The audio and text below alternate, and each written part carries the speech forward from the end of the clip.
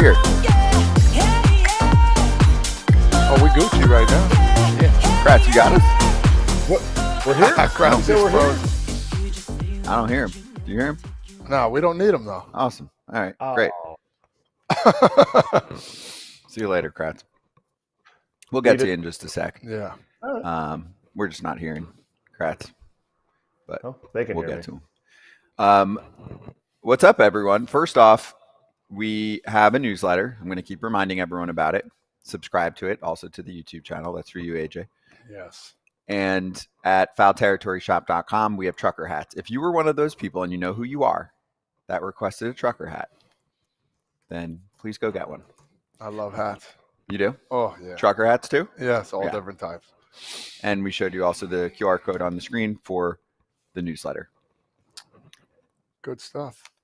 I actually want to go a little bit out of order. We don't need to show the tweet. I just want to read it because we didn't get your take on this. Yeah. Last night, I saw you retweet a fan that was saying life's not the same without a Todd Father jersey for Players Weekend. So it was just a retweet. I'm just going to read it verbally here. If I can't get a neon orange jersey with Todd Father on it, it's not a real Players Weekend. Yep. I mean, it is true. It's the nicknames are what makes this weekend go. You talked about chicken strip the other day. Remember Aaron Hicks had Aaron on his. I mean, there is some funny stuff that they can come up with. These jerseys will sell if MLB's worried about the cash. These jerseys will sell. These are unique. Nobody can get these jerseys. You can only get them from us, from the players making it. And I think it would be a travesty if they did not, Scott, have nicknames on here. What would your nickname be? Did we talk about that?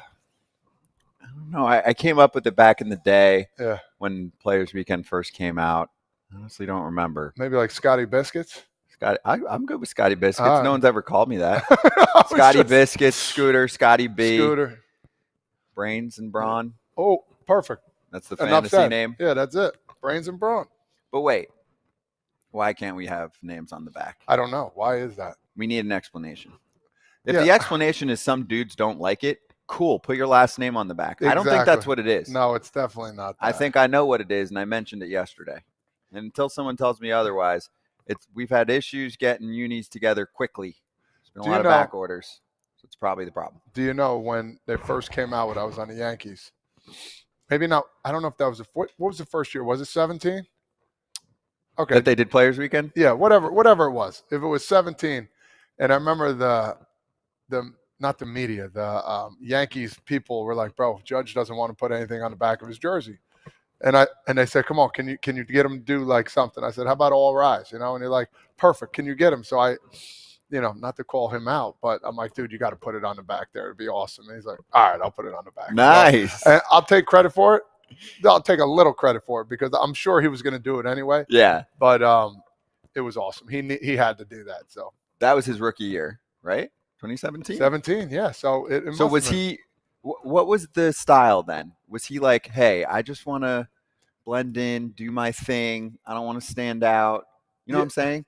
I think for him, honestly, it was sort of like that. But he's like here. He's straight into the books. He's the funniest dude in the world. But he felt like he was stepping. I don't know if he felt like he was like stepping on someone's toes or it was just – it wasn't comfortable with it, but some people are like that. Yeah. And there's nothing wrong with that. You got to be like, Aaron, we're all doing it. It's one goofy day. Yeah. I'll give you something easy. Some people run with it. Like my mother, she doesn't like veering away from things. No flash. She doesn't like change. She doesn't like the flash. Okay. She wants everybody to be happy. Well, guess what? Sometimes you got to change and be flashy. Love you, Mom, but you know how it is.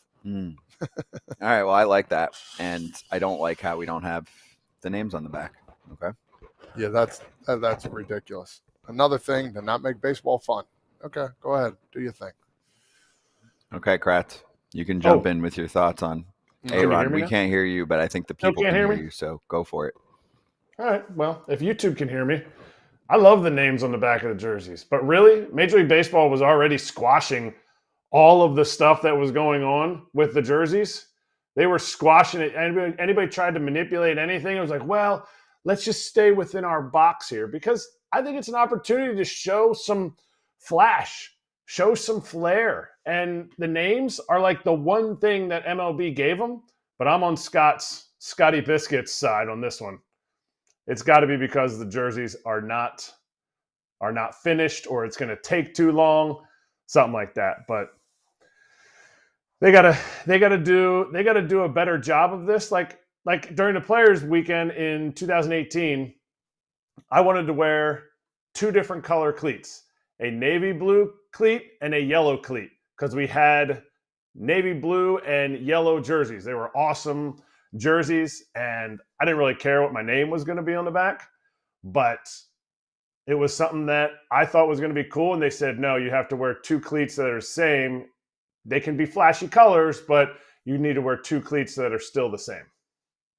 Well, Kratz, I just want to point out also, because you obviously played with Mr. Judge, that we have the 2 home run hitting bashers in New York that can handle the pressure and have dominated in the big city for years, right? You got Judge, you got Pete Alonso. Judge got the All Rise Players Weekend help from Todd Father, and Pete got help from you too. Well, yeah, I gave him that nickname. So Polar Bear, Pete. Yeah, it was. Do you realize the and you want to know one other thing? Yeah, for both of them, Pete Alonso's rookie year broke the rookie home run record, single season. Go to the Yankees. I'm on the Yankees that year. Judge breaks it. Then Pete broke it. Excuse me, but I played a part in that role too. I'm part of a lot of history. You are. That's why they want that neon orange. History. I saw Kratz hit a bomb in the trials in the USA in Cary, North Carolina. I said, that guy's got to be on the team. Yep. Hey, 3-run biscuit too. And I told the manager, I said, did you really say that? I said, Ernie, this guy's not on the team. I'm not on it. He's like, well, he's kind of like Rudy. We'll put him on, I guess. How about that rookie, completely off the topic, Rudy. That rookie year, September, by Judge, because he hurt his shoulder in the home run derby. August, he hit very few homers. And then September, he went like 15 dingers. That's when I got traded over and just watched from the bench. I had great seats in Yankee Stadium for, I think it was 15 home runs in September. Crazy. Do you remember the in batting practice in Toronto? Were you there when he was putting them almost to the hotel in center field? No, that was before I got there. Brother, but I started in the hotel were like reaching over, like, do you know how far that ball has to go? I started counting how many home runs he would hit in BP that year, just because I'm like, I don't really have anything else to do. Yeah, over under 25. He hit 17 homers in September, bro. Is that good? 17? Yeah, I'm seeing it now. 17. That's an obnoxious number. It is. Big Derek looking at it with a hurt shoulder too, with a hurt front shoulder. He couldn't move. All right, ready to charge the damn mound for a few minutes? I love charging the mound. Let's do it. Especially American. Charging the mound. We got another one. Elbow discomfort. Latest name really sucks.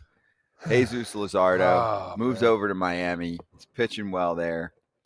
And the Marlins have gone through it with their rotation. And this could have been the top trade piece at the deadline. Still can be. I don't want to paint a picture of him being out for a while. He's getting some testing done on that elbow discomfort. And the rotation update for the Marlins, thanks to our friend Craig Mish. Luzardo is scratched today.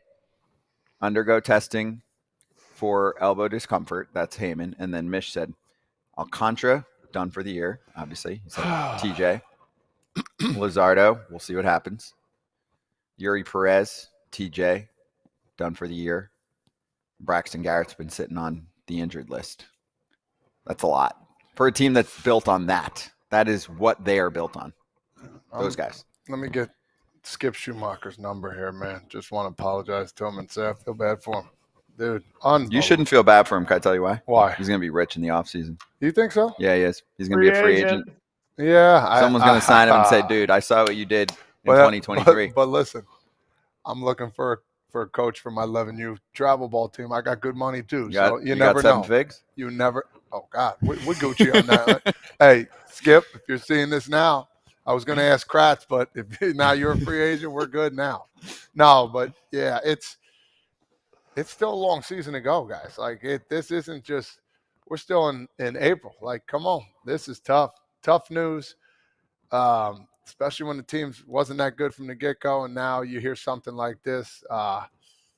And Jesus was going to be a nice trade. I mean, I'm not saying he's not coming back, Scott, but that's a good trade component to have. Once that comes around in a couple months. But yeah, this is a tough blow for them. It wasn't looking good for the Marlins anyway. Now it's looking even worse. Skip, I'll give you a text, man. I'm sorry, Scotty. Don't they have somebody in AAA that they could call up? Like a first rounder with talent and a 2 ERA? Is that what you're looking for? He hasn't had any success in the big leagues this year yet, has he? As in their best starter, Max Meyer? Oh, that's right. That's right. Please tell me he's coming up to pitch. And also, stop. I'm so lost on that part of it. Maybe he's coming up and now they're done playing around and he'll just pitch for the rest of the year until he hits an innings cap. I'm okay with an innings cap. That's fine. But he needs to pitch right now. Like talk about him. I'm not saying he's doing what Jared Jones is doing, but look at the difference. Jared Jones, they're just pitching him right now. Pirates think in their heart of hearts that they are going to make the playoffs. Jared Jones is going to run out of innings unless all of a sudden the Pirates are like, screw it. We don't do innings. We don't keep players. We're running them till they drop. Then maybe they can let Jared Jones just run out the season and see how it goes. But the Marlins are not. Max Meyer should be up in the big leagues to take over Jesus Luzardo's spot and continue what he was doing. This team's not making the playoffs, and that's okay. I'm resigned to the fact that some teams are not going to make the playoffs, whether they try or they didn't try. Max Meyer should be in the big leagues because he was having an all-star type of season. And to have an opportunity for a guy who's coming off an injury, I get it, to come back and be an all-star, even if he doesn't pitch much in the second half, you need to give that to that guy and give it to the rest of your organization to set a precedent. Hey, you come up and do good, we're going to keep you here. It's interesting. I don't know what else. I'm the same way. Like, why? If a guy's doing well, bring him up. Yeah, it's happened. We've all been there. He was up already, and they sent him down. That's what I was meaning. They sent him down, and now what? The tinkering drives me nuts. And also, if it's service time, plays with here, man. These kids, man. It's like, what are we doing? If you're struggling, it's different. If you're struggling, it's different. We'll talk about Jordan Walker later. That's different. There you go. But that's all. You don't mess. It happened to me with the Reds a bunch of times, man. I made the team out of spring training. The day before opening day, they sent me down. Called me back up again. Sent me down again. Went this toggle, and I deserved it. Like, there was nothing else towards it. I deserved to be up there, and I could say that with my chest up. Like, I deserve to be up there. And I feel what some of these kids are going through, man. Oh, well, we needed another pitcher. Well, don't bring me up from the get-go then, Like, it's crazy. You feel for them. Kratz, Michael in the chat said, Pirates are an odd example from you. Skeens is toiling away in the minors. Your response? That's fair. So are they setting Skeens up for he's going to pitch in the playoffs if the Pirates want to make it? Because Jared Jones does not have. I should have it pulled up here. Jared, how many innings he's thrown so far last season in his career or last season? And I'll pull it up as I'm going here in the minor leagues. And you can't. To me, you got to have. I got it for you. 126 he threw last year. With the previous year, 122. They're not going to jump Jared Jones to 100 and even 60 innings. So are they going to flip-flop? Okay, now it's Paul Skeens' turn in the big leagues after Jared Jones is putting together an all-star first month of the season? You have to either push aside the pitch limits, diminish the pitch counts, something that enables your team to have the most success in the long term. Yeah, this is the problem that we face. Let's bring in FT Senior Insider Ken Rosenthal to keep talking about this right now. Can the elbow injury issues continue? The latest, Jesus Luzardo. What do you think about this for him and for Miami? It's bad news for Miami on a number of fronts. And first, of course, Jesus Luzardo, one of their best pitchers. There's no question about that. They're a struggling team. They need every possible good arm they have. But the other part of this, guys, granted, he may be healthy by the trade deadline. Let's hope he is healthy by the trade deadline. But this team is going to deconstruct. And he is one of the guys who attracted a lot of attention last offseason from a trade perspective. I am sure he would be in the same category in teams' minds, someone that they'd like to have if indeed he is healthy. The Marlins have Luis Arias as well. They talked about him. I can expect him to go. So that element too is problematic for them. And the other thing that comes to mind here, just a few weeks ago, remember, they sent down Max Meyer. And at the time, when I spoke with Peter Bendix, their general manager, he explained, we feel we have something of a surplus in the rotation. We've got A.J. Puck in the rotation. We've got Braxton Garrett coming back. Well, as so often happens in baseball, things change and change quickly. What has happened since? Well, Puck to the bullpen and then on the IL. Braxton Garrett still not back. Now Luzardo is down. They're not going to want to mess with Max Meyer because obviously he is a healthy arm. He is part of their future, and they're going to be as careful as possible with him. And now, in hindsight, what they did with him, which was kind of outrageous at the time, along the lines of what you guys were just talking about with Jared Jones. And yet, it almost makes more sense to protect your arms when the season is almost lost and when so many other things are happening in a negative fashion along the same lines. Did you ask Peter Bendix anything about like perception in the organization? Perception in a sense that they're not going to get free agents. They're calling guys up from their minor leagues. And if you send down a guy who is putting together an all-star start to the season, what kind of perception does that give the way you're going to build your team through the minor leagues to other guys like, oh man, like I guess if I have options, I could get sent down? I definitely asked that question, Eric. Actually, it was the main reason I called him. And I didn't use the word perception. I used the word message. What kind of message does this send? And his answer was along the lines of, we've got to do what's best for the pitcher. And yet, I remember thinking this at the time and writing this at the time. You could have put Puck in the bullpen right then, since you were going to do it anyway. And at the time, you also had Ryan Weathers, who had options. Now, Ryan Weathers has since pitched pretty well for them, so maybe that wouldn't have been the right move to send him down instead of Meyer.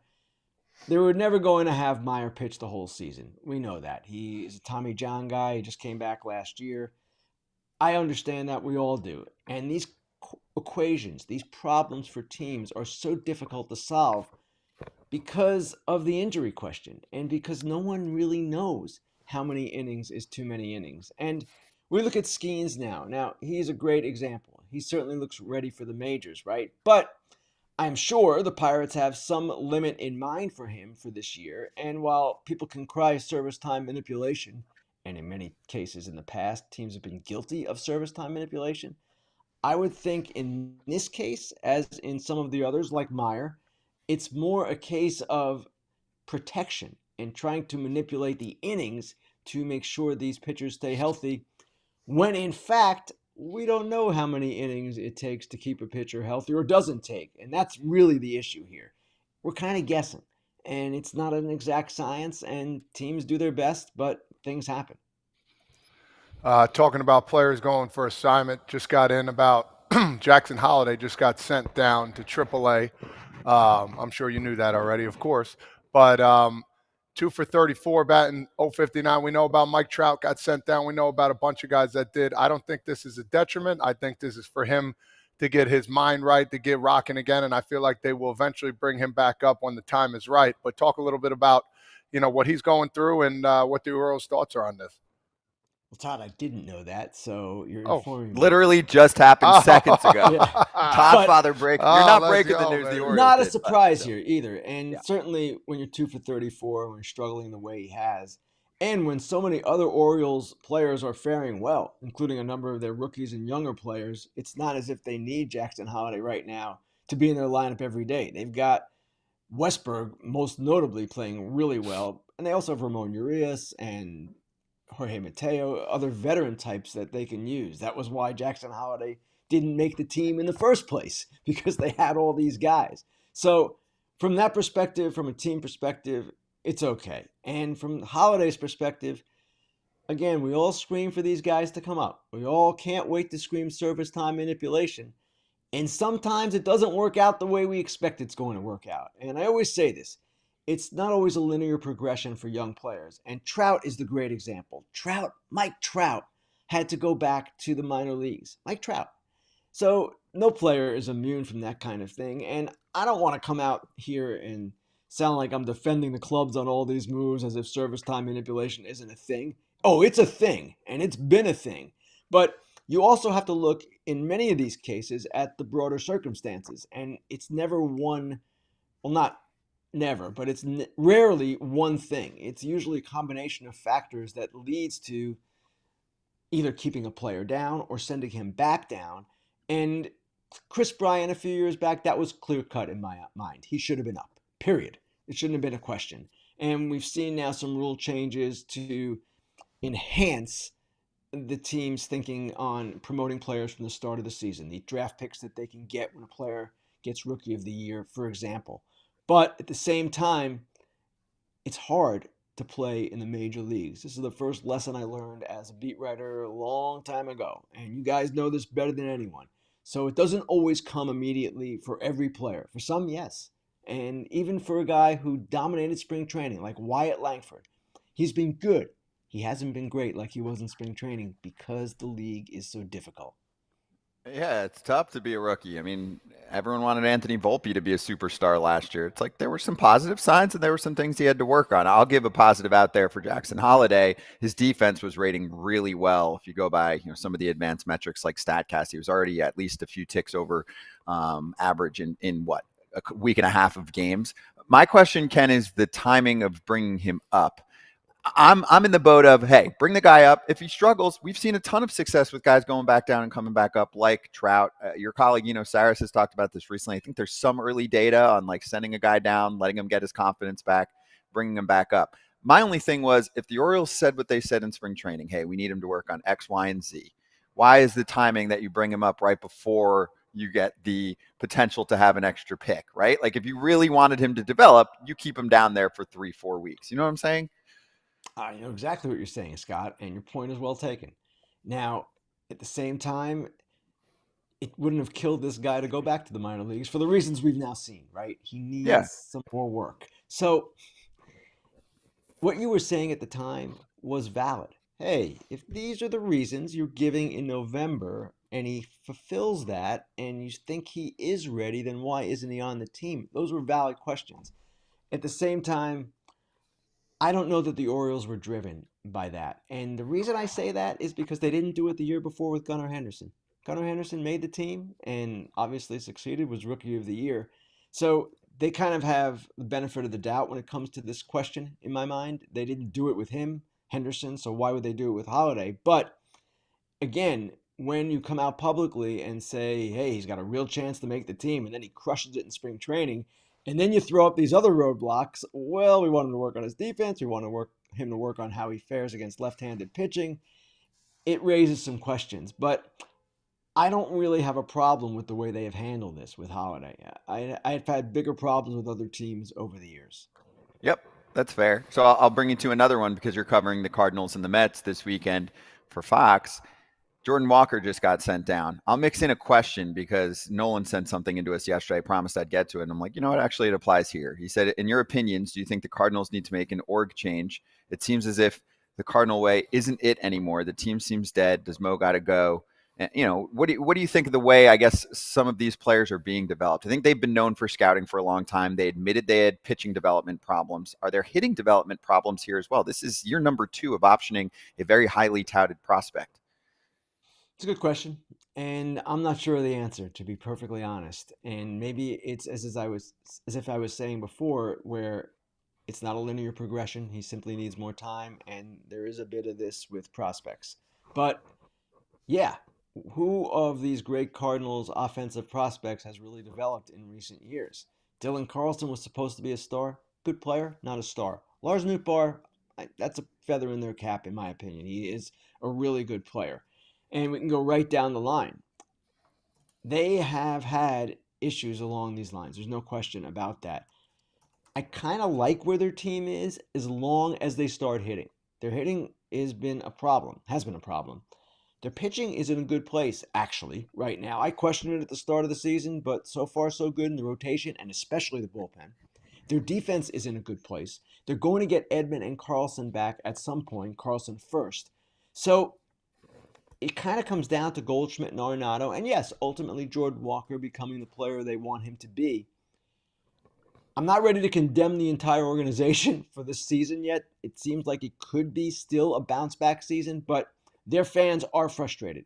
They're frustrated for any number of reasons. And I can go right down the line. We could do a whole 2-hour show on why Cardinals fans are not happy. The way the team spends, the way the team develops, just the overall approach in recent years. But I wouldn't give up on this season yet. I know other teams in the division certainly look at them, the Cardinals, and say, whoa, they've got some talent, and it could still show. The Cardinals have always been the upper echelon organization, and they're down for like a season and a month, and everybody is poo-pooing the Cardinal way. When you go over to the stadium, assuming you're going to go over to the stadium tonight or today, this afternoon, what's the most intriguing, interesting question that you're going to ask the Mets organization or players with the Mets when you go in there? I know you talked to both teams before the series, and today's your day, but the Mets specifically. I would say the biggest thing that I'm curious about is JD Martinez and how he's going to fit. He's obviously going to fit, but just the impact he has on the team and how ready he is. We'll see, right? He's had this back issue. It's taken him time to get ready, and now he's got to face Major League pitching, something that he's had great success against in the recent past, of course. But at the same time, who is JD Martinez? Because if he's JD Martinez of last year, which was a really good player still, then that's going to transform their offense. It's going to elevate it to a place beyond where they've been now. It deepens the lineup quite obviously. I liked what I saw from them last weekend offensively. Marte was going really well then, and Lindor was starting to come, and he got better even in San Francisco. So they've got a chance here. Now, I still worry about their pitching, and it's going to be a concern. But JD Martinez is the difference from any other part of the season and the difference from when I saw them last weekend. So that's the main thing that I'm kind of just curious about, honestly, Eric. I want to talk a little bit about also another DFA that just happened. Kevin Pillar DFA'd for Tommy Pham. You wrote about that a little bit earlier for the White Sox. We've been waiting for Tommy Pham to get picked up by somebody. The guy's an absolute stud. Talk a little bit about him and the move the White Sox make here. I mean, do you think it's a good move? Do you think this is something the White Sox needed? Well, the White Sox need a lot, Todd. Yeah. I do think Tommy Pham is going to come in there and raise the standard of work ethic and raise the standard in general. That's what he does. It's what he did for the Mets. It's what he did for the Diamondbacks. Now, granted, he was not walking into a 3-22 clubhouse in either case, and it's going to be different. And he has not played yet this season, which is also a difference from before. You can't just walk in, I don't think, and take over a clubhouse when you haven't been there. But he will add a degree of professionalism that I don't want to say is lacking there, but the fire might be something that they can use. And I can see where he would have an impact in that regard. It's a tough situation there, quite obviously, and there are a lot of reasons for it. We can do another 2-hour show on the White Sox, right? But Pham, for now, we'll see how it fares. And obviously for him, he just wants to play again. And if he plays well enough, he'll be a trade candidate, and we'll see where his season goes. All right, Ken, one more for you. It was a super chat from Fair Territory from Daniel, and we just didn't have time to get it in there yesterday. And he's been great, asking many cool questions. So he said, can you answer this question about contracts like John Lackey's? Will there be more of them where there is a year added at the minimum as arm injuries increase? I don't know if this question was asked because of someone like Robert Stevenson, but that comes to mind because he just went down for the year. Scott, that's exactly what I was going to say. Robert Stevenson has that kind of contract. He's not at the minimum if the Angels pick up that option. It's, I believe, $2.5 million. So a little bit different, but similar. And that's the way for teams to structure deals and account for pre-existing injuries and conditions. JD Martinez had one with the Red Sox, if you remember, the second 5-year deal, I think it was. So that is done. I can expect we'll still see it, and maybe we'll see it to a little bit greater degree because of all the injuries, but it's mostly due to pre-existing conditions. You can't just say, well, yeah, I guess you could tell a guy, if you have an elbow problem, we're going to do this. In fact, Yoshinimo Yamamoto has a clause in his contract along these lines too. It has to deal with his opt-outs, and he has been healthy. So maybe teams will pursue that. I don't know, but if I were a player, I'd be resisting any kind of clause like that if I've previously been healthy. When you've got a pre-existing condition, it's a little bit different.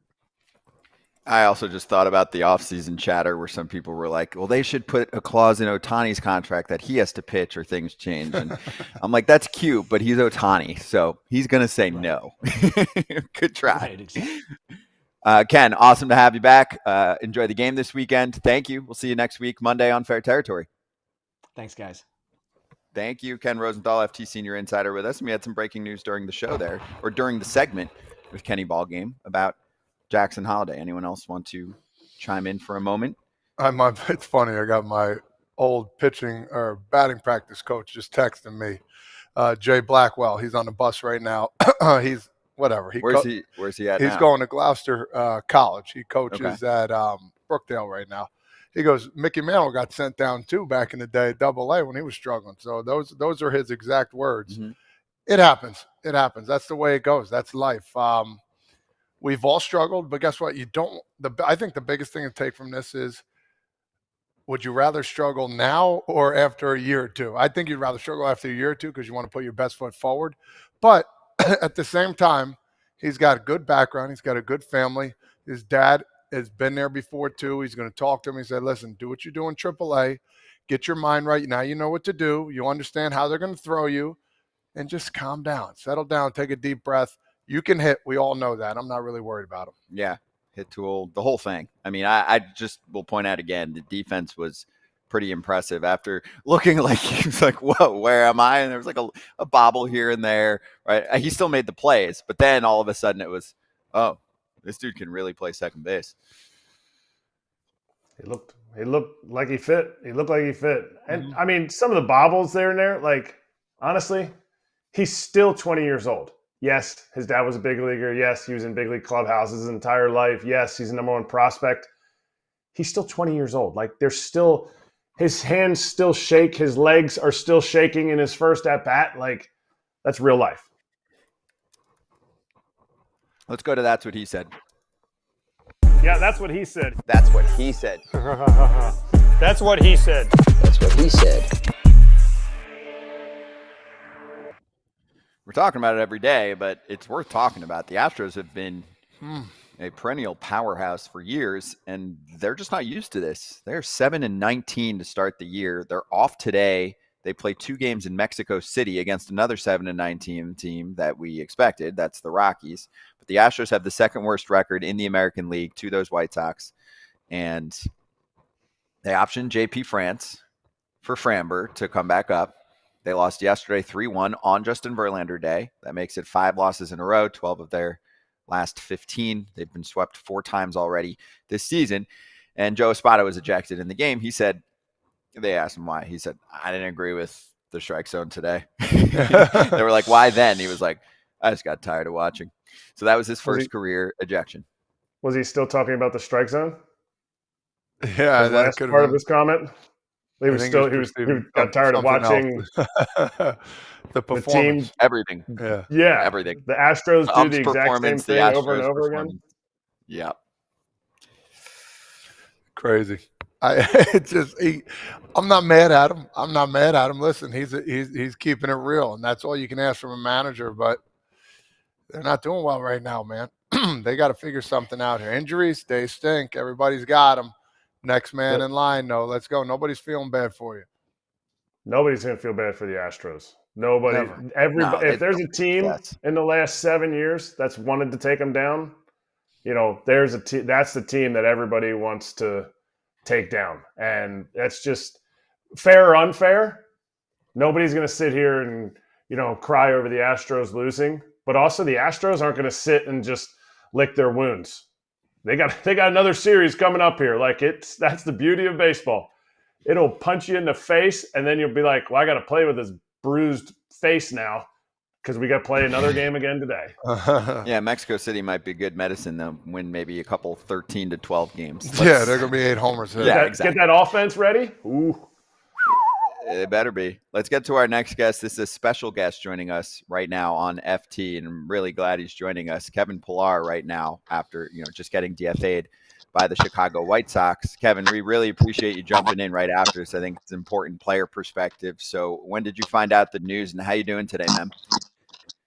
Oh, I'm fine, man. Look, I'm sitting in a dark closet, sad, hiding. He's hiding. I'm hiding. actually in my car with some stuff that I got to bring to the field to get shipped home. But I found out this morning. I mean, I felt like the writing was on the wall for a little bit. I think longer in this game, you hate that your mind goes there, but you play GM a little bit. Like I knew that, Tommy and me, as much as we could coexist, we kind of offer the same sort of thing. And, the writing was on the wall for me. So, you always hope that it's not you, but when you get the phone call from your GM in the morning, it's not for him to see how you're doing. You kind of know the outcome. KP, last time you were on, we talked about how you and I were always battling for the 24th spot in the roster, and DeMarlo Hale was going to be the guy who was going to come and axe us and send us down to AAA. Does it kind of feel like that now? Like when you're kind of like looking around, like, I kind of feel like this is going to happen. It might have. I don't know whether or not, it's hits are falling or they're not falling. Does it feel any less fair? Yeah, I mean, I think it feels less fair. I definitely in terms of playing time, maybe I kind of felt, a little bit lower on the depth chart, but I felt like my importance was a little bit more than, necessarily what I do on the field. I mean, I came here, with a designed role to face left-handed pitching, and when you're in that kind of role, you're subject to the schedule. I think we're, almost a month into the season. I got about 20 some odd at bats. More than half of them have come off right-handed pitching when I've sat for multiple days and they've allowed me to go out there and play. I don't feel bad for myself. It is what it is. I think the longer you're in this game, you realize that these things are a possibility, and in some way, if you haven't experienced some of these things, you haven't been in the game long enough. So as much as it sucks, I kind of take it as I've been able to survive this game for a long time. This is really the first time this has happened to me, in the season. I've had some pretty long off seasons. I got traded one time. Well, I got traded twice, but to be a month in the season and get designated or released, whatever they call it, it's a weird feeling for sure. The unknown's a little scary, but my wife and kids are here. We're gonna pack up. We're gonna get out of Chicago. We're gonna go to Nashville for a couple days and then get back to Arizona and see what happens. So you went from the Braves, one of the most dominant teams in the league, and then you go to the White Sox. Understandably, it's going to be a different culture on both.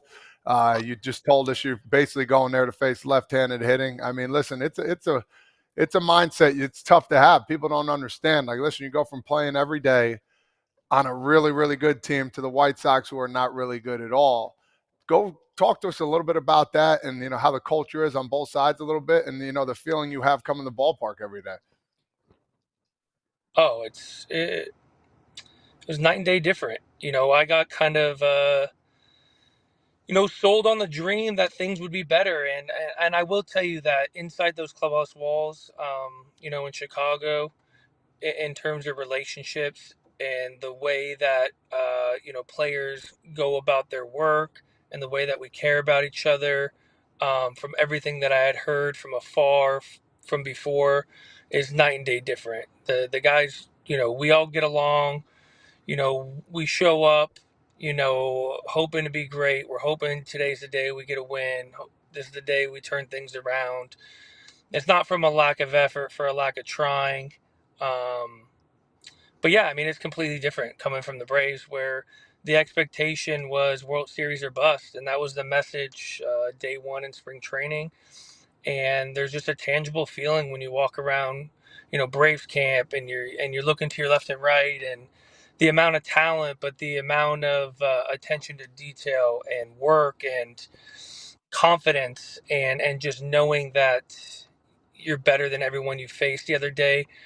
And I think that's part of was the reason the White Sox were attracted to a guy like me to come into that type of situation and kind of bring that experience of not only being with the Braves, but being with the Dodgers before and being part of winning cultures and, what that's supposed to look like, what that attitude's supposed to feel like.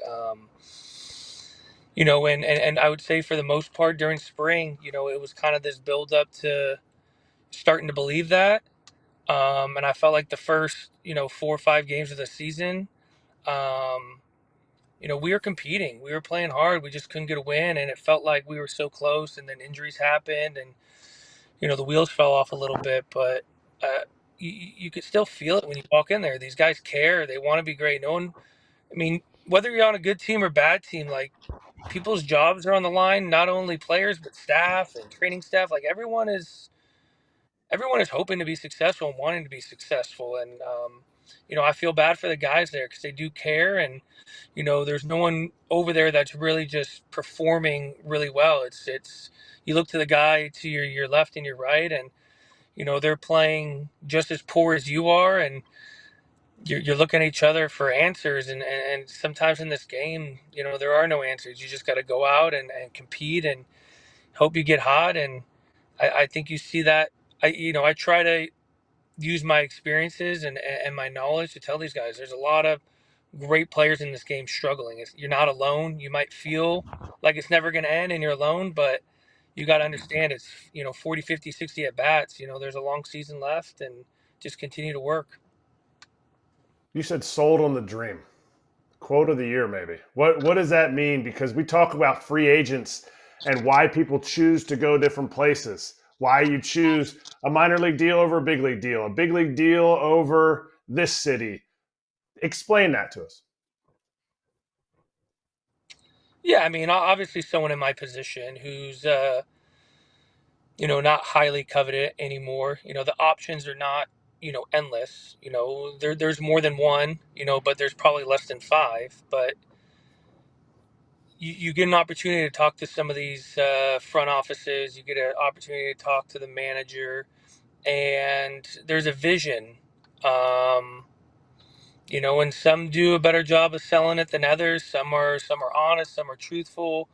Um, but Chris Getz was a guy that me and you both played with. Mm-hmm. It always feels as if it's going to be better coming from a guy that's been in our shoes, that has experienced, what it's like to play, what it's like to be at the end of your career. And you just want to be, spoken to honestly and truthfully and, with a defined role and a vision for what the organization is going to look like and, what the team's going to look like. And, I felt like coming off last year, with the Braves, I would have done anything to go back there. I had never been happier playing baseball in my life. It was the most fun I had ever had. The group of guys, the culture, the winning, the city, it checked all the boxes. That option wasn't there for me, so it was time for me to move on. And just felt like, taking that, seeing if I could take what I had learned in Atlanta, from a cultural perspective and a winning perspective and bring it to a place that, for the last couple of years, we talked about there's an abundance of talent there, just not the right direction. The ability to win is not been there. And it felt like I could come in and, try to impact that a little bit. And just felt like it was the right place for me at this point in my career. But short-lived and see what's next for me. You actually did it. You actually went to a place and you took that culture. And I know you as a person, so maybe I'm jaded. You're a stud. You're a big leaguer. You're a pro. You are really good at baseball still. But could it be done? Can you take that culture, had you spent the entire season with the White Sox and helped change that culture, or was there things that were blocking that? Because that's why you were brought in for. Whether you hit 280 or you hit 180, you're brought in to help change a culture with players that are going to be there much longer than you're going to be there for your 1-year deal. I mean, it depends how you define changing the culture. I mean, if it's in terms of wins and losses, I failed. Everyone that was brought in there for that reason failed. But in my perspective, things are better there. Things are different. Guys, the work ethic, their belief, the clubhouse chemistry, you know, the attention to detail. And I know all that stuff doesn't, show itself every day. And I know it doesn't amount to anything, when you got 3 wins at this point of the year. But I wouldn't say it was a failure. I wouldn't say like me being there was a failure. I felt like I've been able to impact, even if I was just able to impact one guy, which I would hope that it's more. And, from the messages I'm receiving on my phone from guys in that clubhouse, it's been more than one. But even if it was just one guy that I gave one little piece of advice that he'll carry on throughout his career, or that he will, think about me when something happens in the game. And yeah, I wonder what KP would have done, or I wonder what KP would have thought, or, oh, I remember him telling me that. Then it wasn't a failure for me. I mean, I guess you would have to ask someone still within the organization if me being there mattered or if it helped or anything. But in my opinion, like I said, if it's one guy, then it was well worth it for me. Yep. Hey, Kevin, question here from Ref in the chat asking about the state of the clubhouse and, compared to previous seasons. So my question is, we're talking about culture here. When you enter the team in spring training, do you roll up your sleeves or have dinner with somebody that's been there, or even maybe have a chat with someone like Pedro Grifol, the manager who was there last year too when it was turbulence, and you say, like, what the heck happened? What was going on, and what do we need to do to change it? Because I've been around the game for a while. Yeah, I mean, when I signed there, first phone call was from Pedro, and we spent about an hour on the phone, and he talked about what it was like last year. I talked about kind of my experiences and kind of how I thought I could help. And I didn't go into that situation completely naive. I have friends on that team, former teammates, guys that I pick up the phone and I say, hey, like, I'm weighing some options. What do you got? And they tell me honestly, and I got teammates that were former teammates that were there previously, and they gave me their opinions too. But I think the one thing that I told Pedro, um, after being there for a week or so, is there's a lot of things that I want to say, but I got to give these guys an opportunity to prove me wrong. I can't make an opinion off of this clubhouse, the culture here, individual players off of what people had told me. Like, you're telling me things are going to be different. I heard your message day one of spring training about, what this is going to look like. I got to give that an opportunity to present itself. And I checked in with them all the time, once a week. And I was like, hey, I left some things unsaid in our last meeting, you know, let's give it a week. And if I got to say those things, I'll say them. And, I never got to that point where I needed to say them because guys were proving me wrong. Guys were buying into the vision of, what they wanted Chicago baseball to look like. And, that was playing fast, and, fast was an acronym for something.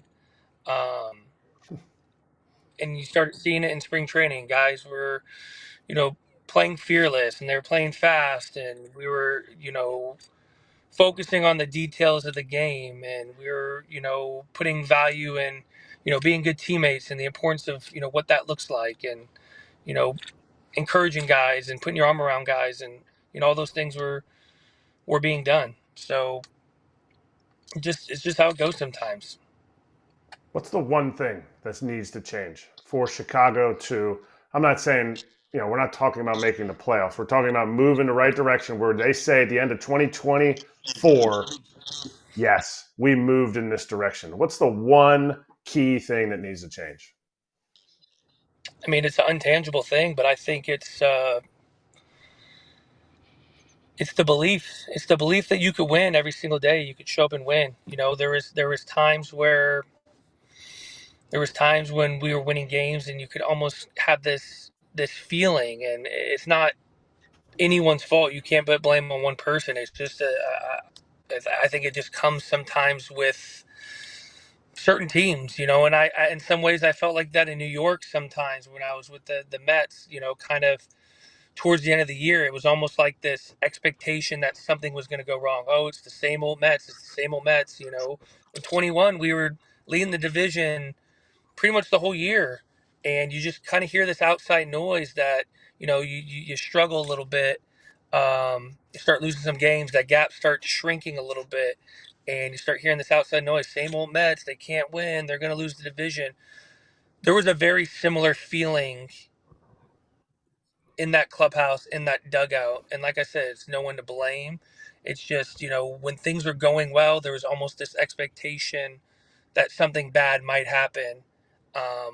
And then something would happen in the game, and you would just hope that it would stop. Instead, it was the opposite. It kind of snowballed, and it got worse and worse and worse. And then you look up at the scoreboard. We might have been up 5-0, and now it's 6-5, and you're trying to figure out how we're going to win this game. So if anything could change, I think that if they could get to a point where that feeling is no longer there, where the expectation is to go out and win every day and expect to win and know you're going to win, very similar to the feeling you get when you're in a place like Atlanta or LA, regardless of the score. You can give up 7 in the first inning. There's still this tangible belief that you're going to win that game. I felt that in Toronto in 2015. Same way. Didn't matter what happened on the scoreboard.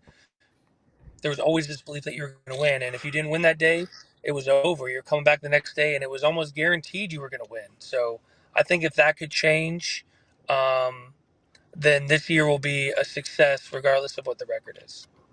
Kevin, last one for you, because you've been very durable in your career despite flying literally all over the field, Superman, at times. What do you think certain players need to do to maintain health? And pitching's another category. That's not your thing. But on this team, they have a core, and that core gets hurt, and it's similar injury ranges too, right? Like the core, the hips, the whole deal with some of their big boys like Robert and Moncada's down right now. Is there anything that they can do, or it's just like genetics and they just keep going through it? I sat down with him, after Moncada got hurt in Cleveland. You could see the disappointment, you could see the worry, you could see the confusion, on some of our training staff's face, our strength and conditioning, and they're asking for answers. They're asking me, you've been durable, you've been a lot of places. How are these guys able to stay on the field? And I think if we had the answer, every team would be doing it. Some of it for guys like Louis and Mancada, some of it might just be genetics. But in my personal experience, I thank God for a lot of it. I think I don't know. I've just always really cared about being on the field. I train extremely hard in the off season. I push myself to a point where playing 162 is not tough. My off season is extremely difficult in the way that I work out, and it doesn't stop during the year. I'm obviously not doing the amount that I do in the off season, but I continue to take care of my body throughout the year. I think I've just learned over the course of my time how important staying strong is, but how important listening to your body is. I'm not very scheduled in my workouts. I like if I was going into the field today, my body feels great. I was going to go work out, and I would go in the next day with the intention to work out. But if something happened along the way where I didn't feel good and I felt like, maybe working out would be counterproductive, but maybe I need a little soft tissue. Maybe I need a cold tub. I've just learned to just let my body, lead me along this journey. But I think some of it also comes between the years. It was always the most important thing for me was to be available every single day. Sometimes that came with playing full blown injured. Sometimes that came with me, not being 100%. But it was the most important thing to me was to be available. I took a lot of pride in that. I was always fearful if I asked for a day, and what if the guy who backing me up, or the fourth outfielder, um, went off and hit 2 or 3 homers and they had no choice but to play the next day and he runs with a job. I was always fearful of losing my job. So I felt like the more I could go on the field, the less opportunity I gave someone to take my job. And I took a lot of pride in that. You worked hard. You're pro. You're a great teammate, a great friend, and I really appreciate you coming on here. I know you're in a dark car, but I know you're not in a dark place because there's plenty of teams that need Kevin Pillar out there. I'd personally love for you to get a little closer to home, maybe a little San Diego piece for you. But I'm also going to call my guy Steven Vogt because they always need outfielders that can go and get it in Cleveland. Well, So, I all that to be appreciate said, you. all that to be said, Like you said, I am not in you're a a guy. dark place. I am definitely I'm definitely sad. I think more it was just about I like to see things through, and I felt like even though things are going really poorly in Chicago right now, I'm not a quitter. I've never been a quitter. I'll never quit anything. I felt like despite the wins and losses, things were going to get better. I felt like taking on this role of being able to help these guys, impact these guys, teach these guys, be a sounding board, being an ear. That part disappoints me. That part upsets me. But like you said, I got a lot of great things to look forward to. And even in this time of unknown, I think something maybe great will come out of this. And even if it doesn't, I'm in a good place. But I felt like it was important for me to show my face after what happened and know that life's gonna go on. I got a wife and 2 kids upstairs that love me regardless if I had a game today or I got fired. So that gives me peace. It's huge respect, Kevin. You're right, and people need to hear this too. So we appreciate you, man, and we'll talk to you when you sign with the next team. How's that? I look forward to it. Hopefully I'll be Good. hopefully I'll physically be in a brighter place. So Yes. We'll do it at the let's park. do it again soon. We'll do it again soon. See you soon. Thanks, Kevin. Appreciate you. Kevin Pillar with us on FT Live. That was awesome. Yeah, awesome. no, that's what people don't. Go ahead, Scott. Or Eric, go ahead. No. I was just going to say, we've had a lot of people. We've had people on after no hitters. We've had people on right before they got tossed out of a game and suspended for 10 days. We've had after they got people traded? on after Korea. We've had people on now after you get released. That's a real thing. But getting released happens to 98% of big leaguers. And it stinks. And for KP, for Kevin Pillar to come on and talk the way he did just now, honest and in a vulnerable spot, that's the kind of access you get when you hit subscribe on Foul Territory. That's the good stuff right there. Also, Corbin Burns right after he had gotten traded. That was wild too. Let's bring in our next guest. Exactly. We really appreciate him hanging for a few more minutes. We got a special call there. I had never done an interview with a player that just got DFA'd. So now let's bring in the legendary broadcaster Tom Hamilton, calls Cleveland Guardian games for the radio. Tom, thanks for hanging around. I don't know if you've been around the game and seen more interviews than me. Have you ever seen a player do an interview 5 minutes after he gets DFA'd? No. No. But you know what? I broke in with a broadcaster named Herb Score, who, of course, back in the day, Tony Kubek told me he was harder to hit than Sandy Koufax. So that told you something about the kind of pitcher Herb was and could have been had he not been injured. And Herb said, one thing about this game, every day you've got a chance to go to a ballpark, see something you've never seen before. So today I just heard something I'd not heard before. There you go. And again, appreciate you hanging around. Okay, so let's get right to the good stuff. The Guardians are 18-7, just like you predicted 25 games into the season, right, Tom? I don't think anybody saw this, guys. We had an 11-year run here with, I think, a guy that there's certainly never been a better manager in the game. I know I'm prejudiced, but I think, Tito Francona's resume speaks for itself. You win 2 World Series in Boston where they hadn't won in over 100 years, and you do something never done before in the game, come from 3-0 to beat the Yankees in the ALCS, and then go to Cleveland, where you certainly don't have the financial resources for a payroll that you have in Boston or New York, And for 11 years, guys, the number, and we know all about the playoffs. We know about the 2016 World Series with the Cubs and how all of that went. But in Tito's 11 years, which is almost 1,700 games, only 25 times did Cleveland play a game where they were mathematically eliminated. Now, Erik and Todd have played a long time in the game, and they probably would appreciate that more than anything, knowing that you come to the park every day with a chance to play in a meaningful game. I mean, to do that over 11 years, only 25 games that you were mathematically eliminated, is astounding in the market size of Cleveland. So to have to follow that legacy, nobody wants to be that guy except Stephen Vogt wanted to be that guy, and they couldn't have picked a better guy. He's got that same self-deprecating sense of humor that Tito had. You know, a guy that he was 27 before he got to the major leagues. So as Stephen Vogt said, every discussion that's a tough discussion I have to have with a player as a manager, I was already in that discussion when I played, being sent down, being released, whatnot. So I think when guys like Tito and Steven went through that as players, one, they have a lot more empathy for that 26th man on a ball club, and they really know how to relate. And, you know, we've seen younger guys now get shots at managing maybe that we hadn't seen in the past. And Stephen Vogt and his staff have done an incredible job. Can you think back to when Tito first started and your opinion of what you thought Tito would do in this city and compare it to what you thought voters doing? My good friend Stephen Vogt. So if you talk bad about him, I'm going to say it I'm going to record this and send it to him. Well, Erik, I have to do the manager show every day, so you're not getting anything bad out of me. So nope.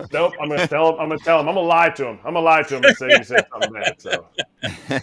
So, you know what, Erik? We when Tito came here, we were kind of like, he's coming here, he's taking this job, because we had gone 3 years where we were not relevant. We were losing 90 games a year, and there didn't look like there was light at the end of the tunnel. And, you know, we have a great front office headed by Chris and Cherney, but it took a guy like Tito to bring it all together. And so when Tito left, you were like, who do you get to replace a guy like Tito? Well, you know, we'd all met and dealt with Stephen Vogt a little bit as a player. You literally never heard a bad word about him. You always heard people say, hey, he's the greatest teammate I've ever had.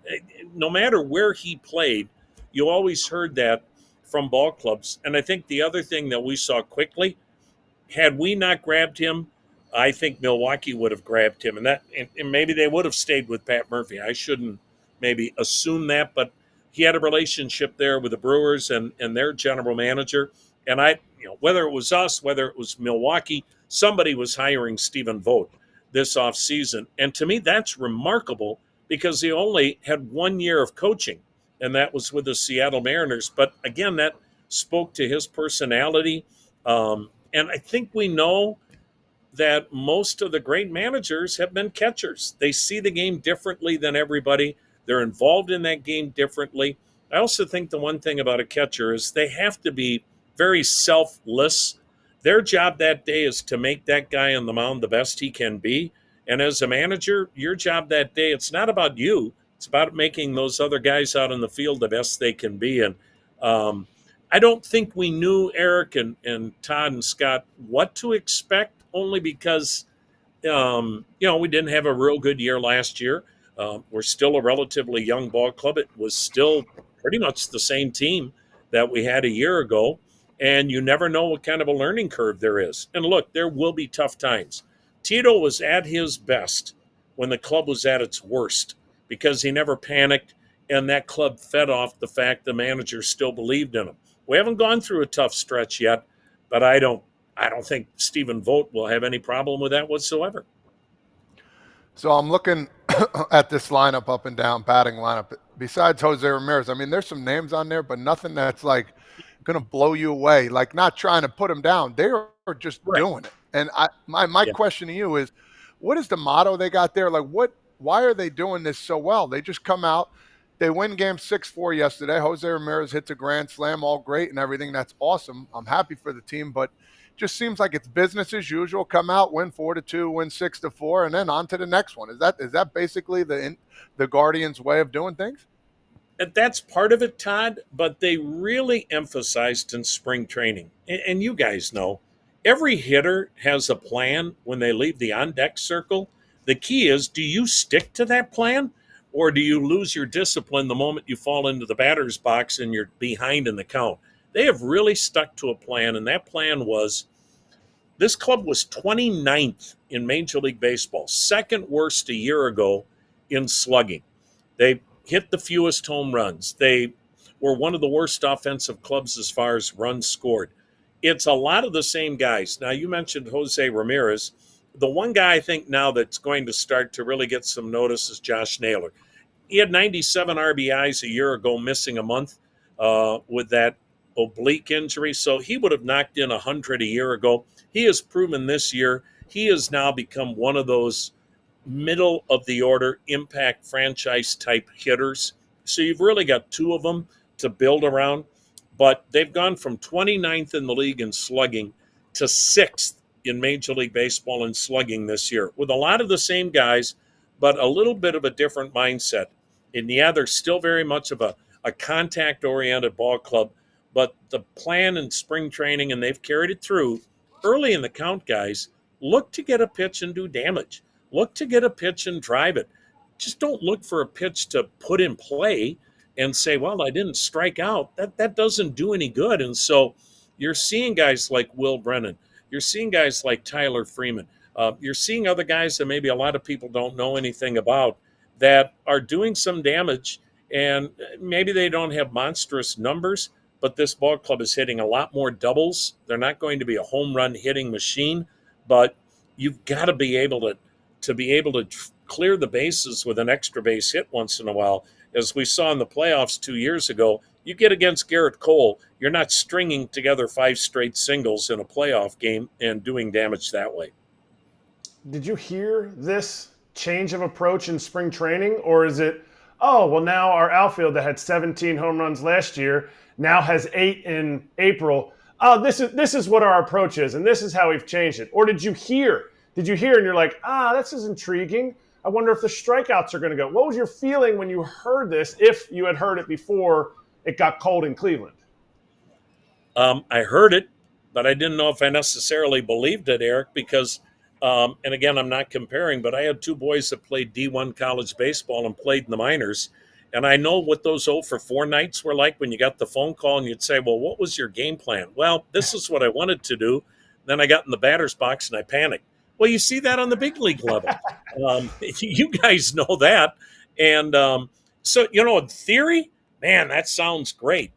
But the reality is it doesn't always work that way. But they felt like some guys like Tyler Freeman should get a chance. Here's a guy that never even played center field in Little League. And you sent Miles Straw, Gold Glove center fielder that you owe $19 million to AAA, which I think stunned all of us. But they were like, look, we need to get more offense. We need to see if Tyler Freeman can be that guy. We need to find out about our young players and let them play. If you don't let these guys play, you never get the answer on whether or not they can play. And but again, when I heard it, Eric, I was like, we'll see. Now, again, there's going to be a stretch where that's not going to probably come into play, or maybe you get, too aggressive. There's that fine line you walk with being aggressive and being too aggressive, and they're going to go through a bad stretch. They haven't yet, and to me, that'll be the big test. What do you think's the bugaboo? What could sink this hot start, right? Like, we've talked a lot about the Mets on the other side, and they're still concerned about the starting pitching, even though the pitching numbers have still been pretty good for them, but they're not getting length. There's walks. There's concerns about depth. What do you think could be a problem? Same thing, Scott. Same thing. I mean, we're going to the bullpen for 4 innings a night. That's too much. It's April. It's working now, but eventually you're not going to have a bullpen if you have to go to the bullpen 4 innings a night. We lost Shane Bieber. Now, look, I'm not making excuses. Everybody's losing critical guys. We don't have a margin for error like some ball clubs do. We're not going to be able to go out and replace Shane Bieber with another Cy Young Award winner of somebody of that nature. And while we have been an organization that is noted for developing pitching, and rightfully so, you don't replace Shane Bieber. You just don't. And now Gavin Williams, one of your youngsters, he's probably going to be out much of May. So he's missed all of April, may miss much of May, and he's one of the best young pitchers in the game. Starting pitching depth. Right now, guys like Carlos Carrasco and Ben Lively, and when he was here, Xavier Curry, have filled in and done a nice job. But again, to me, the key is going to be, can you get to 6 innings a night from your starters? And obviously, you want even more than that, because as great as the bullpen has been, and it's been like the second best bullpen in the American League this year, you keep going to it 4 innings every night, eventually you run into issues. So with a ball club like Cleveland, and I think with a lot of ball clubs, injuries are always going to determine most ball clubs' fates. But when your margin for error is as small as Cleveland's is, you just can't have any more of those catastrophic injuries like you had with Shane Bieber. So my last question to you, kind of a fun question. How often do people come up to you and say, "Down goes Anderson"? Well, Tim hasn't. And so I may stay away from that conversation, because it certainly wasn't meant with any intent to be a smart aleck or anything. I got to interrupt you, because down goes Frazier. Like, that kind of got me angry. You know how that's where where it first came from. So I was a little pissed off. No, I'm just kidding.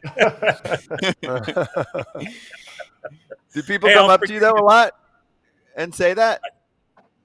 What's that? Do you get that though from fans? Have you come across some people where they're like, "Hey"? Yeah, and I've gotten it from a few players and from a few managers, and you're like, "Huh, 35 years I've done this, and that's it?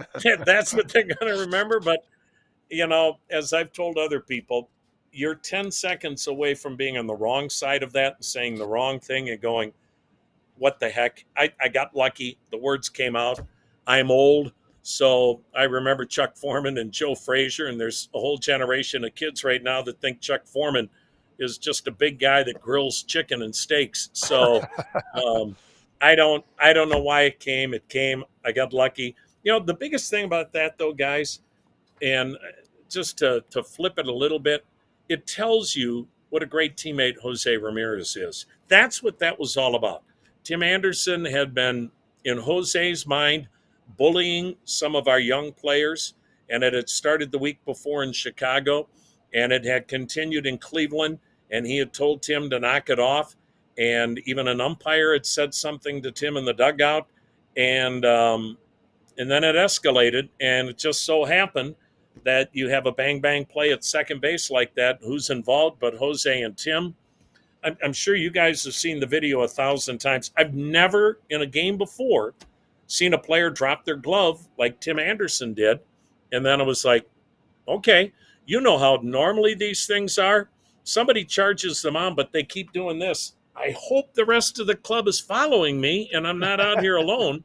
And this escalated quickly. It became one-on-one, and Tim Anderson made the wrong choice. And again, it showed you what Jose is all about. That was about him protecting his young teammates. And guys, that's why we continue to win. If Jose Ramirez and Paul Dolan, our owner, don't get together a couple of years ago on the last day of spring training, we were flying to Kansas City to open up the season. Our plane was held on the runway. Jose was either getting on that plane because he had agreed to a long-term extension, or he was getting on a different plane going to a different ball club to start that season. When he got on that plane, the club erupted, and we've got a chance to be competitive every year because you've got Jose Ramirez. Without him, we're another ball club searching for an identity.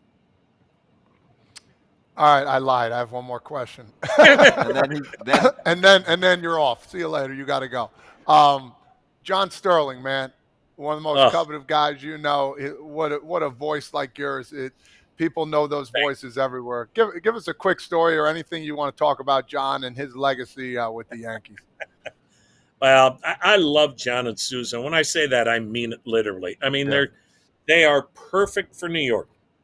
That might not work anywhere else, but they are Broadway, but they're also phenomenal broadcasters. I mean, that's as great a era as the Yankees have had outside of eras that will never be repeated again because the game has changed.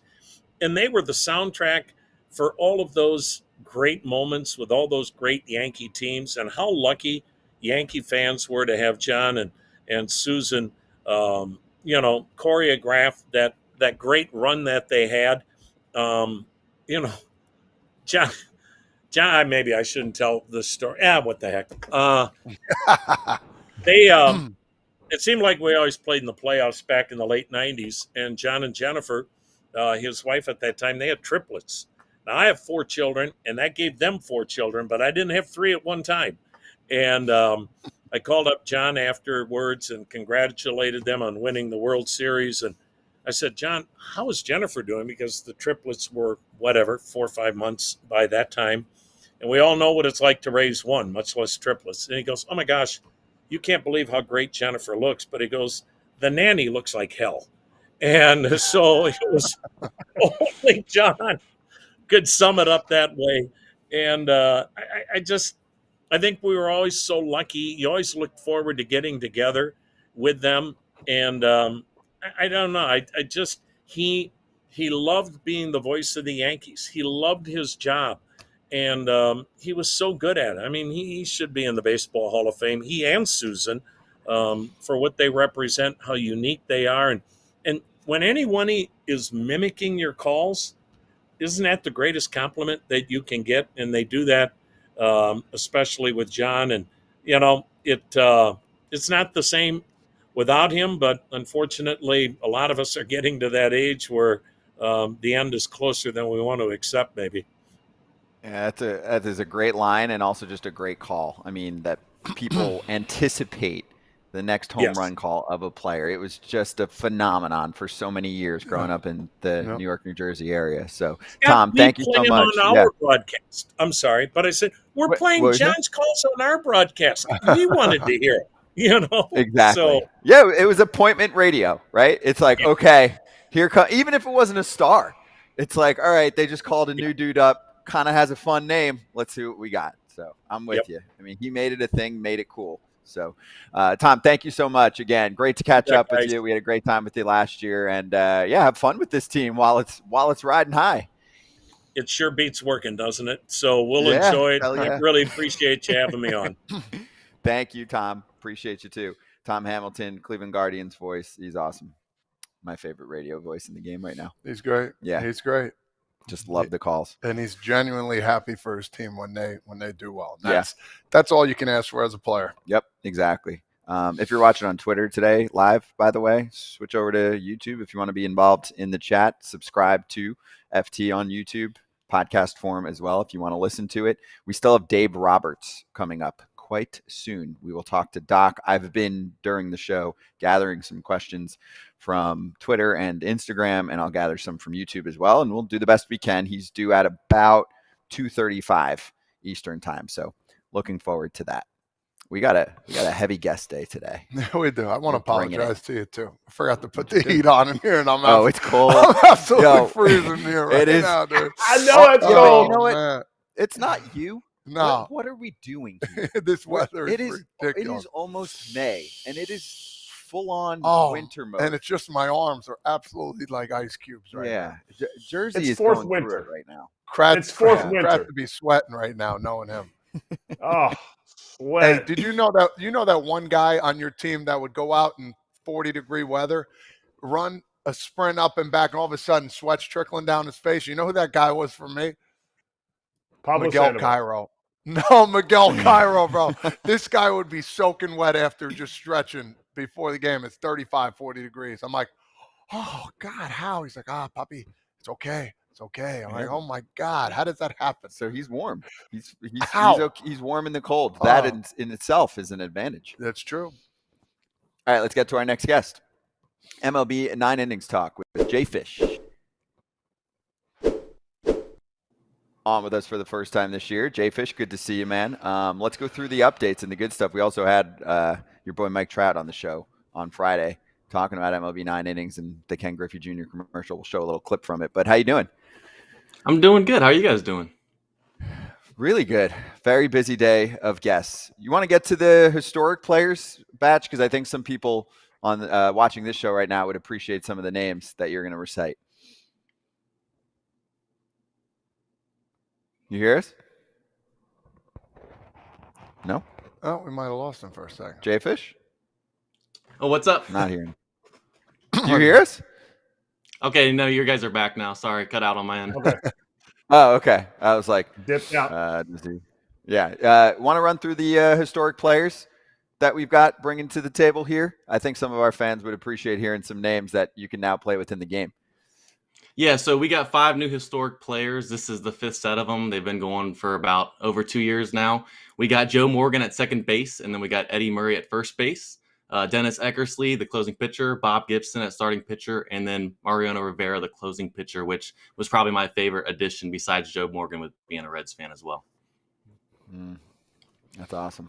Joe, Joe used like an 8.5-inch glove. Like he had probably the smallest glove you ever see in your life on his hand. Was it a baseball glove? Baseball or just a glove for outside. His baseball glove was Kratzy, 8.5, 9 inches. What was it? 10? I don't remember. That's crazy. That's like a training glove. Yeah, it was smaller than a training glove. But those are awesome, man. Those Look at are some that. good names. I think JayFish, the thing do I you love feel about like- these the most. What was that? Oh, no, go ahead. And then I'll ask. I think what I love most about the historic players is a lot of these guys are people that want to see in the game that weren't in the game, and allowing them to do this for a 6 months period, it allows them to get players like this in the game. Like Mariano Rivera, Yankees decks, this was the number 1 guy, and they finally got him in this set right here. Nice. Well, that's what I was going to ask. Like, people want these guys in. Sometimes when my son plays this game, like, it's like, he's like, oh, I just opened, if he opens a deck and he opens a pack and he sees, he's like, who's Eddie Murray? But he's got great numbers. Do you get that a lot?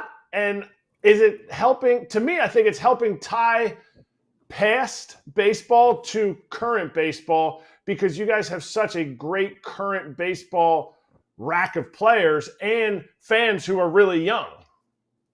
Yeah, I mean, you'll get some that people are like, who's this and that? But, I mean, you have your big names. Like the first historic players we got Babe Ruth, which obviously people talked about him coming to the game.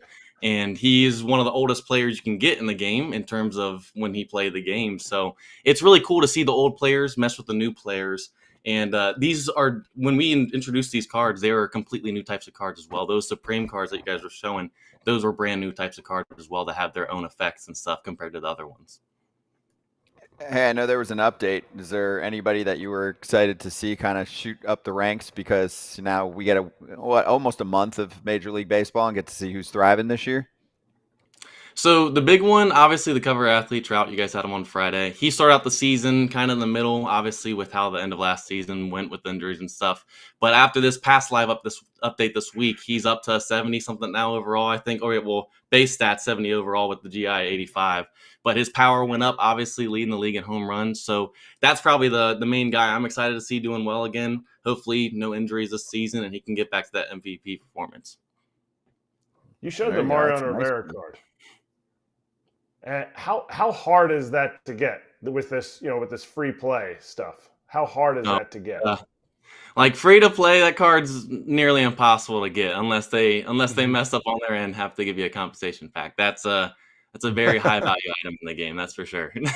Now you can get him in the game though through like a normal card. So that's a Supreme card. Those are really I meant the normal card, not the Yeah. exact card that we have here. This card's elite.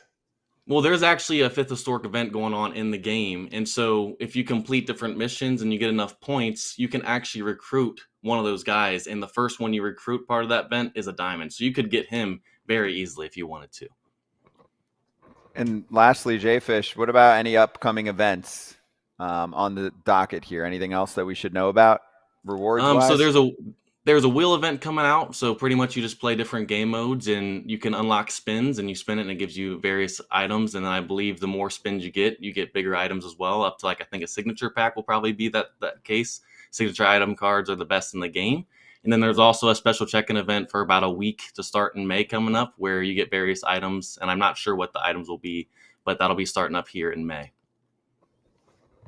I appreciate you. JayFish, good to see you, man. Enjoy the Mariano Rivera ride in the 9th. Hey, I have one question for you guys real quick. Oh, yeah. Go for it. Before I head out. So we've obviously seen what happened with Spencer Strider, UCL and everything, and people have been talking about that going up.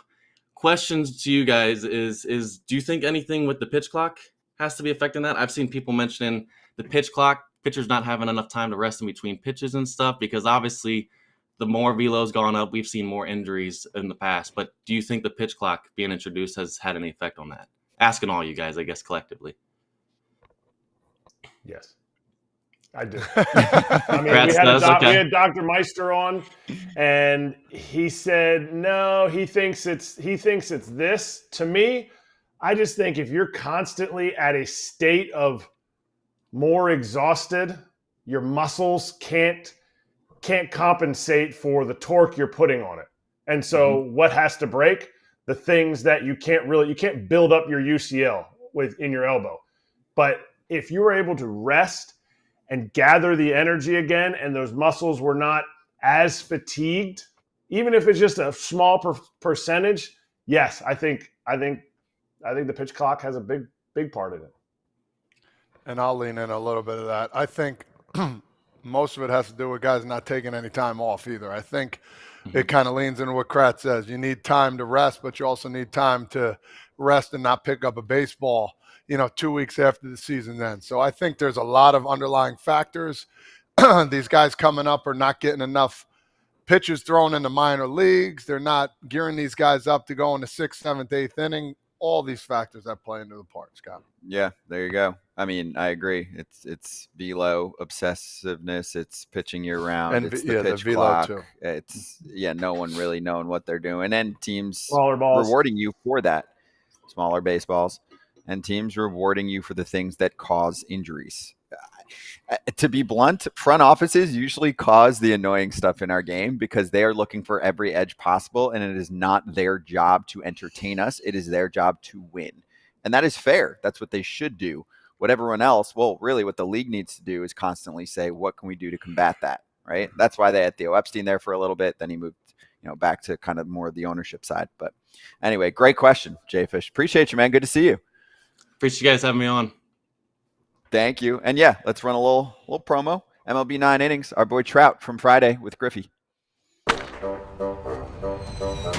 Dang, that swing is almost as good as mine. Yeah, see what you got. Not bad for only one MVP. That's cute. Call me when you get to 6:30.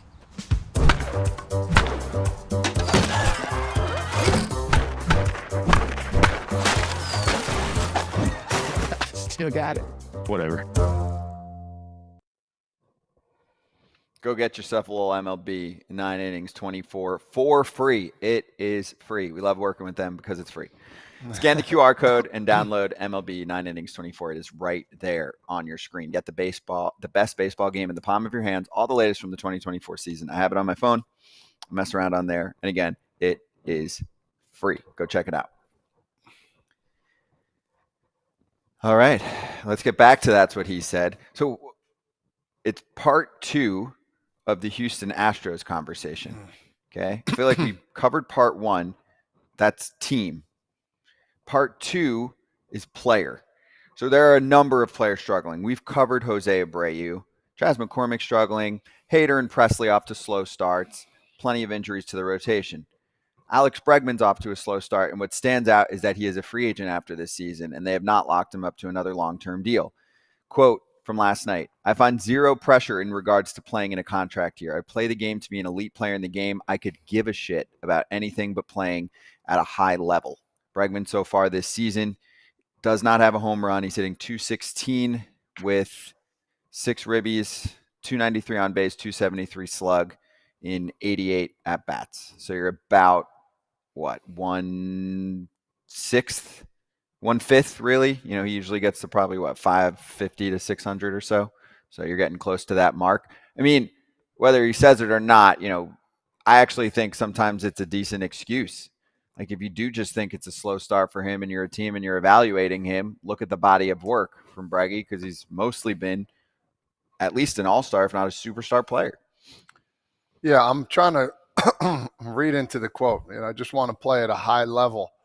I don't know. I think he's going to be fine. Don't get me wrong.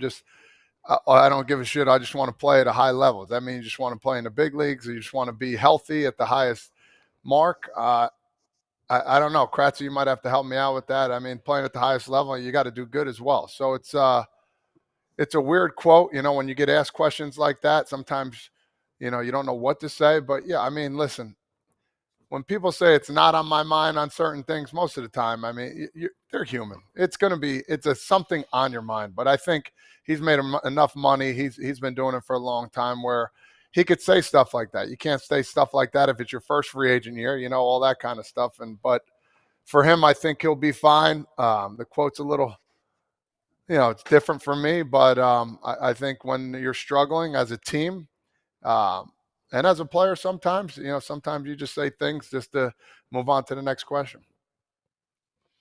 He basically helped carry them to the playoffs last year. Kind of started out slow, didn't make an all-star team again, and yet was still in the top 25 in MVP votes. He's a guy that is going to do what he does. So for me, if I'm going to say, okay, Alex Bregman is struggling. Oh, he might be getting too old. He's going to keep struggling. So first thing I'm going to look at what is different, not even watching his swing, just statistically, what's different this month from his normal like successful seasons, his successful rates. His strikeouts are right at the same. His walk rate is right at the same. He's probably going to end up again with more walks than strikeouts. He's just not getting the hits right now. He's not getting the job done when his team needs him to. And the team is not hitting with runners in scoring position. They're not even hitting with runners off the bases. They have to each look at themselves and be like, you know what? I think we're going to be fine. Except it has to happen in their next game. They need to go down to Mexico, find that good Cholula sauce, put it on something, and go out there and absolutely beat the brakes out of the baseball. Because if they don't take this series, which is an odd, awkward travel, then these thoughts are going to start creeping in. Then May is going to hit. And when a new month rolls over, there's a lot of momentum in a new month. Like, I'm so glad I'm out of it. But for me, Bregman has definitely thought about free agency because he didn't get extended. He's not sitting there like, what? They could have extended me? He knows. But it doesn't mean it's affecting him. And I think him saying he wants to be an elite player, he wants to be an elite player in this game. Not play at the highest level. He wants to be an elite player. And I think that's what he is. He's not going to hit 40 home runs. He did it one time in his career. Like, he's going to give you 25. He's going to walk more than he strikes out. He's going to play Gold Glove third base, and he knows how to win. He is on pace to be Jeter in the playoffs right now. So whoever signs him next year is going to be Gucci. Agreed. I mean, people forget he's that guy, right? That's taking swings, the ballpark, late at night in the cage. He's a rat. He's a baseball rat. Yeah, he's a baseball rat, which that part I love. By the way, let's show this because then we got our next guest coming up in a sec. Dan Evans, who covers the Rockies, said the Rockies bring the worst ERA in baseball to Mexico City this weekend against the Astros. What might the 7,400-ish foot altitude due to that pitching? It could be a very ugly visit south of the border for 7-19 team with a minus 56 run differential. I'm just a baseball fan, so I'm just here for all of the run scoring. It's going to be very fun to watch, so I'm all about it. Did you play? Never did. No Mexico. No. I played in Guadalajara, which is not as high as Mexico City, but good night. Huge field, like 380, 390, 410 to the gap to center, 380, 390 to the gaps. Ball was just flying. And Mexico City's higher. Oh, baby. Like Oppo juice. Balls that are just like, ooh, that might get in the gap. Whoa, heads up. He go. Like deep into the He bullpen. go. Yeah. Wow. All right, we're ready for our next guest. Very excited to have Dave Roberts, Dodgers skipper, joining us right now on Foul Territory. Doc, great to see you, man. And this is kind of an interesting day because you actually did get on a flight with Shohei and the rest of the team to Toronto. How you doing? Fellas, I'm doing well. Yeah, the last talk of Shohei coming to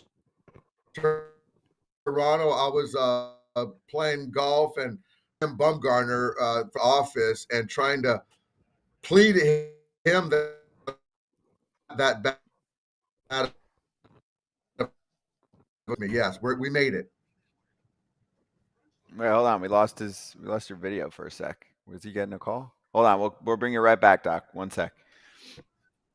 Oh, we got this going to be great. Yeah. I think we was talking about Kratz, that story. So he was on the golf course, right?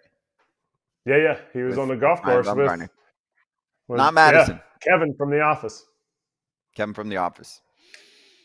You imagine who didn't even tell us the story when he came on in the offseason. He didn't even tell us that story. Super disappointed. I guess we need to have him on again. And that was after too, right? That was after. It was after. That would have been a good story. Just saying. Yeah.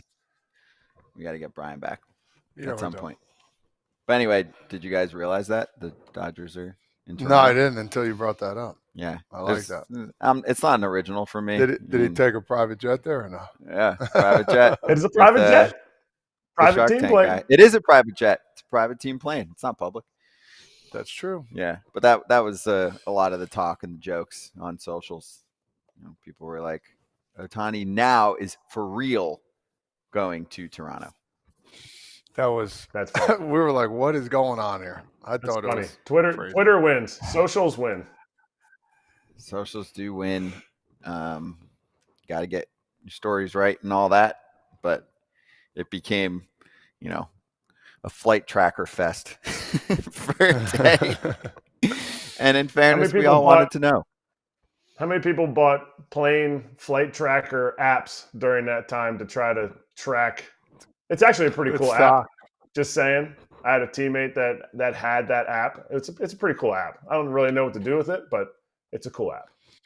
I thought you were going to say how many people bought Jay's season tickets being like, yo, I better grab them now. They're about to jump off the market. And then they're like, wait a second.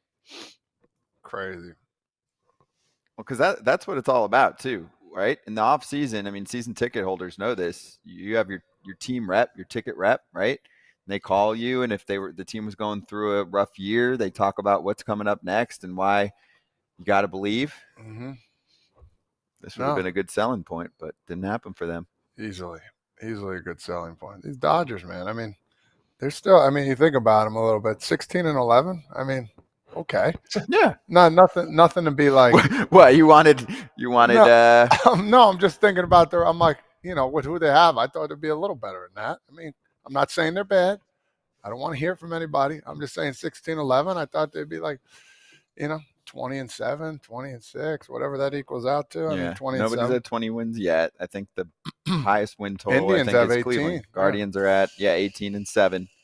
That's the best record. Is that the best in baseball right now, or is still on pace? Atlanta ahead of them? Still on pace to be about 25 games over 500. So I guess that's pretty decent for the season. Yeah, Braves have the best winning percentage right now. They're at 17-6 because they've played less games. 739 win percentage so far this season. And hey, got to give it to Kratz, at least so far this year. Milwaukee at 16-8, leading the NL Central. Ken Rosenthal covered a little bit of Brewers and Guardians talk yesterday on Fair Territory with Alana Rizzo, if you want to catch that after this too. But Cubs right on their tails, half game back. But I would say of the first place teams in baseball, probably Guardians and Brewers stand out right now. You mean us having like the best seasons No, as or being biggest surprises? qualifying as surprise. I mean, the other ones are Baltimore, Atlanta, LA, in the West, Dodgers. And then the only other one I didn't mention was the Mariners, but they're 13-12. Texas is 13-13. I mean, I don't think that's necessarily a surprise. I think the Astros are the surprise in that division on the other end. But the Guardians being 18-7 right now. Minnesota just got a healthy dose of White Sox meds for 4 games. And then they're going to Anaheim, get out of some cold weather and in the Midwest and play the Angels, then more White Sox. Yeah. Listen, the White Sox, the Marlins, like those teams, Rockies, like you got to start hitting them -1.5, whoever's playing them. I hate to bring the betting segment up, but they're losing games by more than 2 runs a lot. And if you want to make some money right now, you got to ride that wave. So yeah, ride it. There's some nice numbers there. Just saying. All right, let's get back to action here. Let's see if we can get a connection flow. Doc, you look better. This looks smooth. Boys, you got me now? Yeah, we got you good. You look great. So this was old school. I'm holding a phone from our media relations guy, Juan Dorado, because we got bad reception here in the clubhouse or in the manager's office. So we're going to go old school here, and we're going to make it happen. Thank you. Appreciate it. Juan, thank you very much, too. I know you're in the bunker there sometimes in Toronto. I've been there where you lose service for a little bit. So, all right, let's get right to biz then. Doc, Yamamoto pitched well. What did you think of not only the start, which had the best numbers for him of the season, but how do you think his fastball plays? These guys have talked a lot about it. I think it plays the way it should. I would say, it's one of those things where fastball quality is it's everything. It's all encompassing, and I say that with velocity. It's the characteristics of rise or spin or whatever you want to say, and also command, most importantly. And I think with Yoshinobu, he has all 3 of those things. So the most being the command. And so when his fastball is commanded, I think it plays as a plus fastball. And yesterday, and we saw that liner right there. I think that might have been a split off. Almost killed him right there. But when he throws his fastball right and commands it, it's as good as a fastball as there is in the game. Is there Austin Barnes was catching yesterday, beginning of spring training. I was watching you guys. Austin didn't even get to play in any games. I'm a big backup catcher guy, so I don't really get to see a lot of games. I get to see a lot of bullpens and stuff like that. He didn't even play in games because he was catching a lot of Yoshinobu. And is that something, was that a plan? Did you guys then shift and say, okay, Will, you're going to catch him a lot here in spring training? Or is it going to be something that maybe Yamamoto throws to Austin Barnes? You know what, Kratz? I think it probably wasn't that well thought out. I do think that trying to get all of our catchers involved and getting to know each of the pitchers, certainly Yoshinobu, was important. And yesterday, I will tell you this, is that Austin did a fantastic job with the fingers and catching that low bullet. And he did a great job catching the low ball. He always has done. But I think for me, it's really just trying to, obviously Will's our starting catcher, but giving Austin some opportunities to be consistent, to be relevant. So when he does get opportunities, it's not like the first time he's ever played the game of baseball. Wait, you said his fingers were good. We have to come up with a different name for it now because they don't put down signs. They use the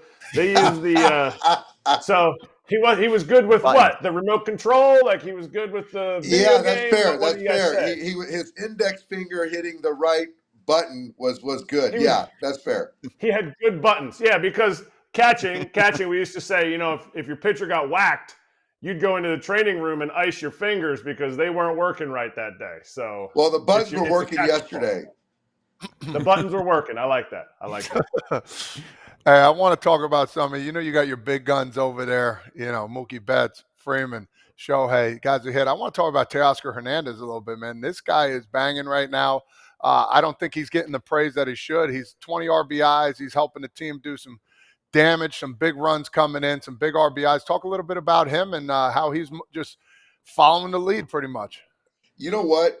It's interesting that you wanted to talk about Teoscar because he's a lot like you were. He's a very fun-loving, positive guy. Good or bad, you wouldn't know any different. And he's got big power. He loves to drive in a run. There's certainly some swing and miss, but man, I'll tell you, you're right. To have a guy in the 4, 5, or 6 behind those 3, 4 monsters is huge, and you got to have a guy that can hunt a run batted in.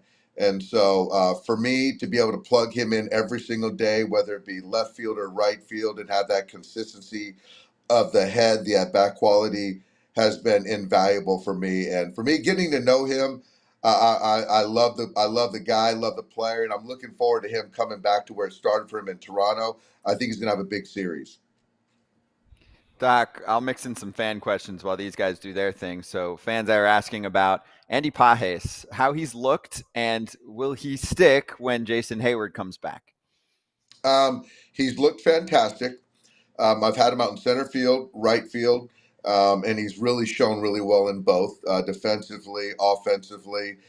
It's fun for us to see a young player come up and make an impact, who's been a Dodger farmhand. So to the last question, Jason is a couple weeks away from getting back. He still hasn't really swung a bat, let alone take live at bats, let alone go out on a rehab assignment. So he's a ways away. So I think for me, I'm going to, let's take it week to week, day to day, and then we'll see where we get when Jason comes back. But, the main thing is Andy goes out there and plays well, and, the world could look a lot different in 2-3 weeks. So we'll see.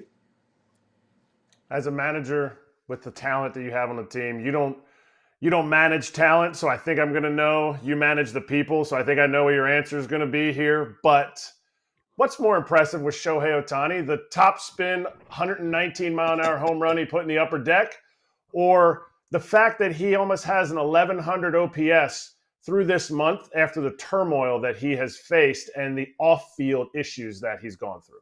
The latter, for sure the latter. Certainly what he did, hitting 119 miles an hour at top spin into the upper deck is pretty remarkable. That just doesn't happen.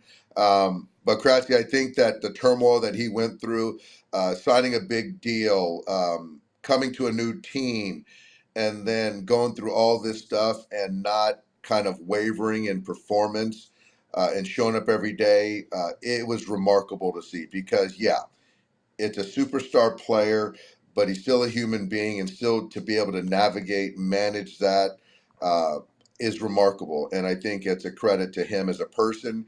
And I will say this, his openness to continuing to get better as a ball player, whether it be on the bases or in the batter's box and controlling the strike zone, has been something that really excites me because, even the best players, still want to be coached and need to be coached. Let me ask you this too as well. We've heard he's been open in the clubhouse as well. The culture, and I think that's the biggest thing as a team, bringing a team together as a culture is the biggest thing too. So talk a little about how in the clubhouse, how he's been doing too.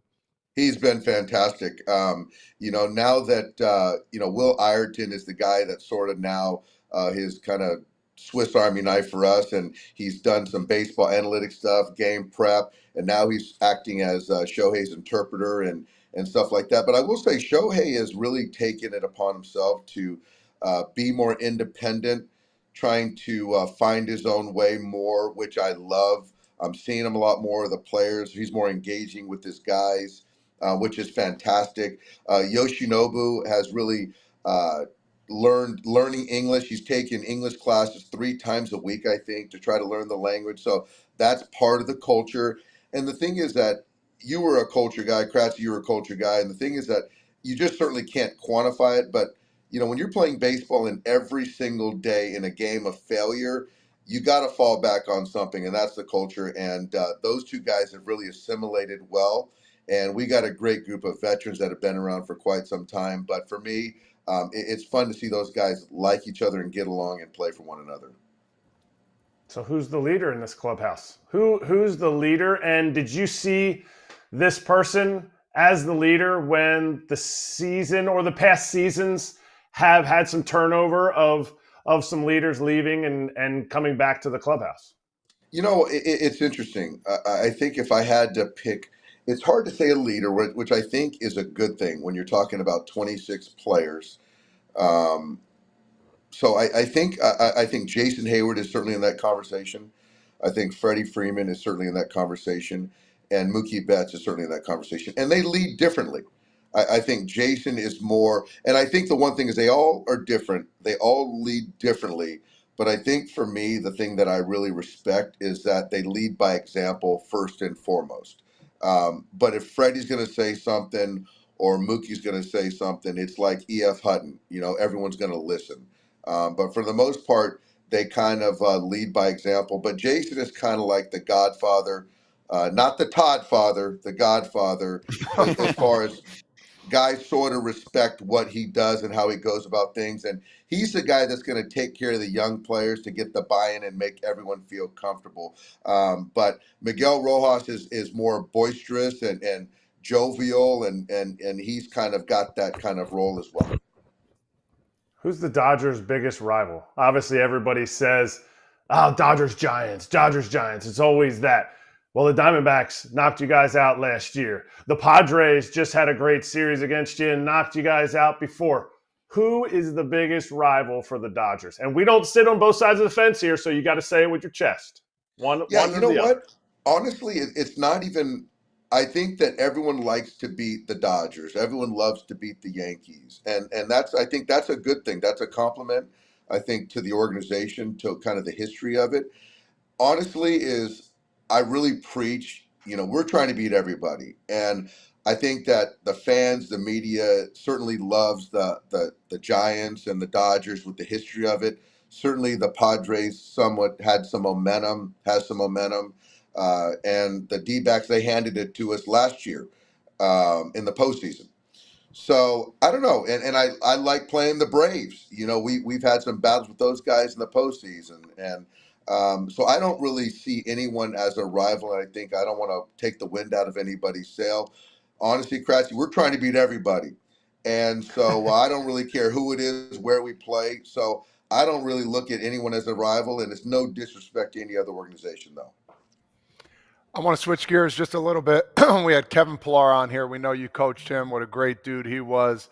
He just got DFA'd. I want to talk to you as a manager, how different it is, how tough it is to, designate a veteran guy, especially knowing how great of a person they are, but business is business as usual. It's tough. I've had to be a part of those conversations, and KP was, albeit a short period of time, but one of my favorites. And he's one of the guys that he's just done it the right way and honored the game that gave him an opportunity to play in the big leagues for quite some time. I use this word to some guys at breakfast today. He looked at the game of baseball as a caretaker, and we're all sort of caretakers for this great game. And so at some point, Father Time is going to get us all.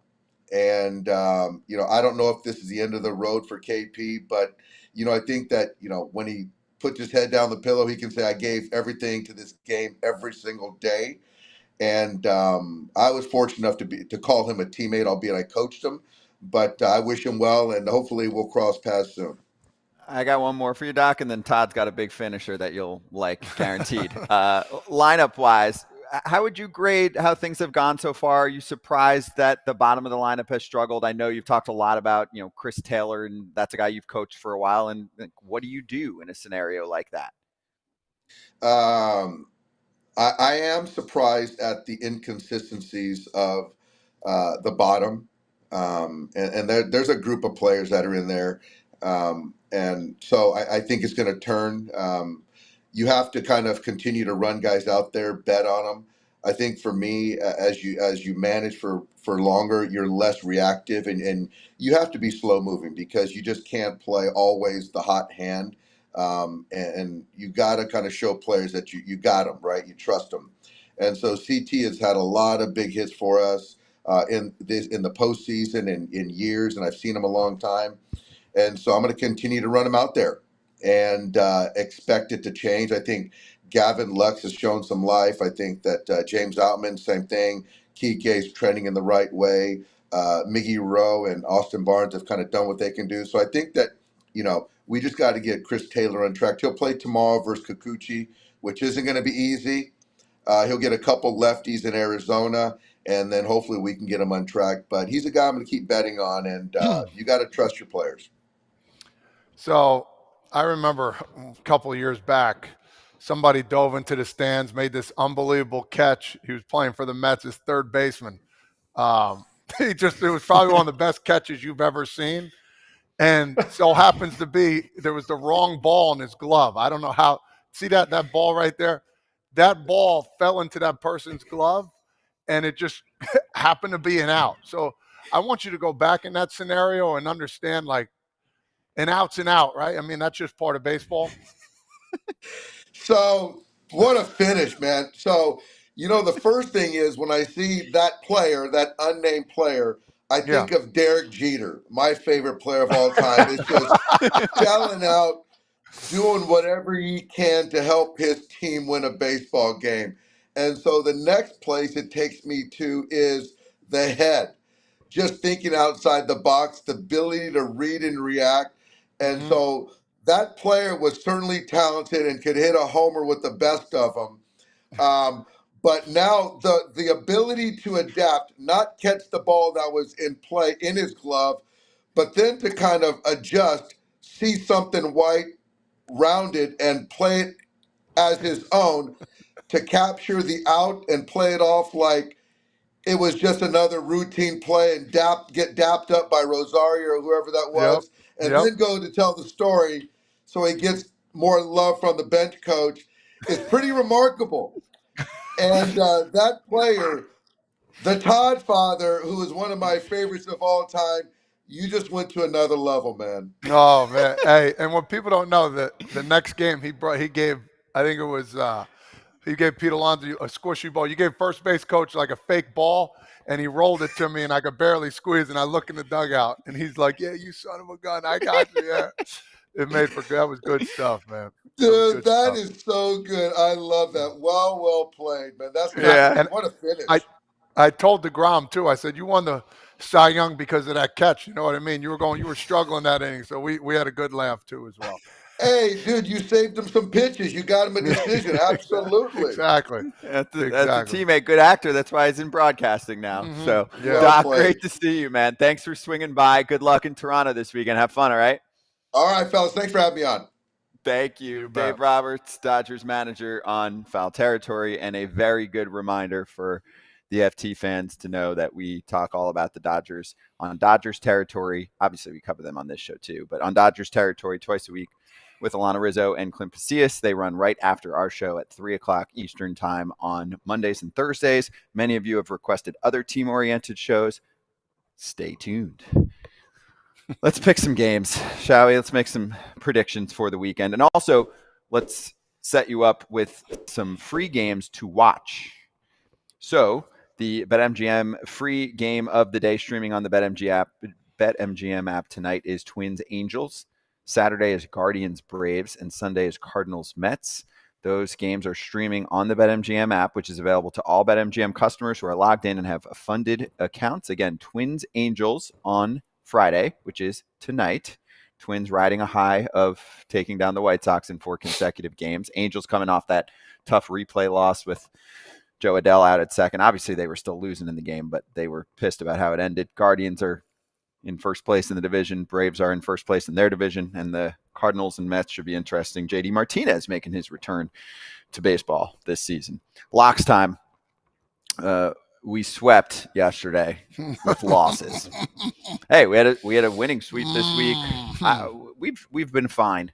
The group that you see on the screen right now is up probably a combined 2 Gs or so. So I'm up 370. Kratz is up 841. Pap's up 485, and Todd Father's up 615. That's real, okay?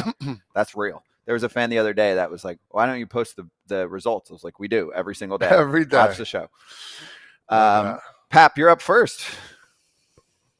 What's up, my people of FT Nation? Pap coming to you live with Pap's Pick. I'm in my war room. I can't tell you what's going on behind me. This is what I got going on back here. This is my whiteboard. This is where I make all my money.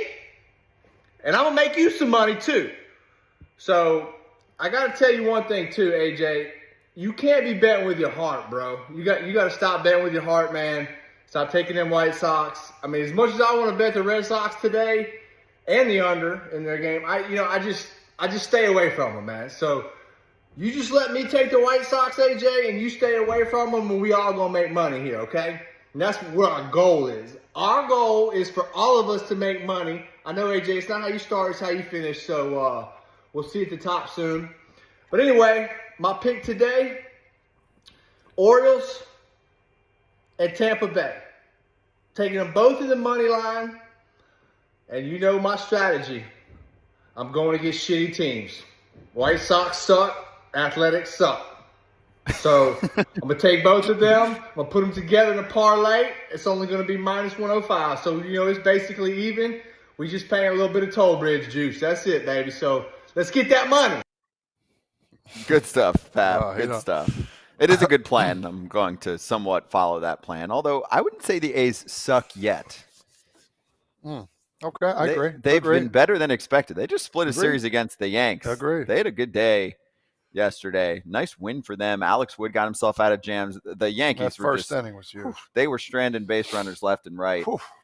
Twice the bases loaded, but hey, that was a really nice series for Oakland pitching. Great. And then there was the Mason Miller show, and we should have him on next week. Anyway, I too, Pap, will pick on the crappiest team in baseball, the White Sox. I'm going to go with the Rays run line, and I'll go over 4.5 runs scored in that game. So I don't know how much damage the White Sox will do. They're facing Zach Eflin. That is a problem, but the Rays are 500.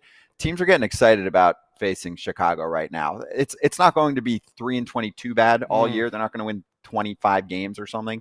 But right now, it's really, really bad. Although in the second half of the year, it might be bad too because they don't have many innings in that rotation. Anyway, I think that the Rays will score enough, maybe like a 6-1 win, putting down 110 to win a hundo.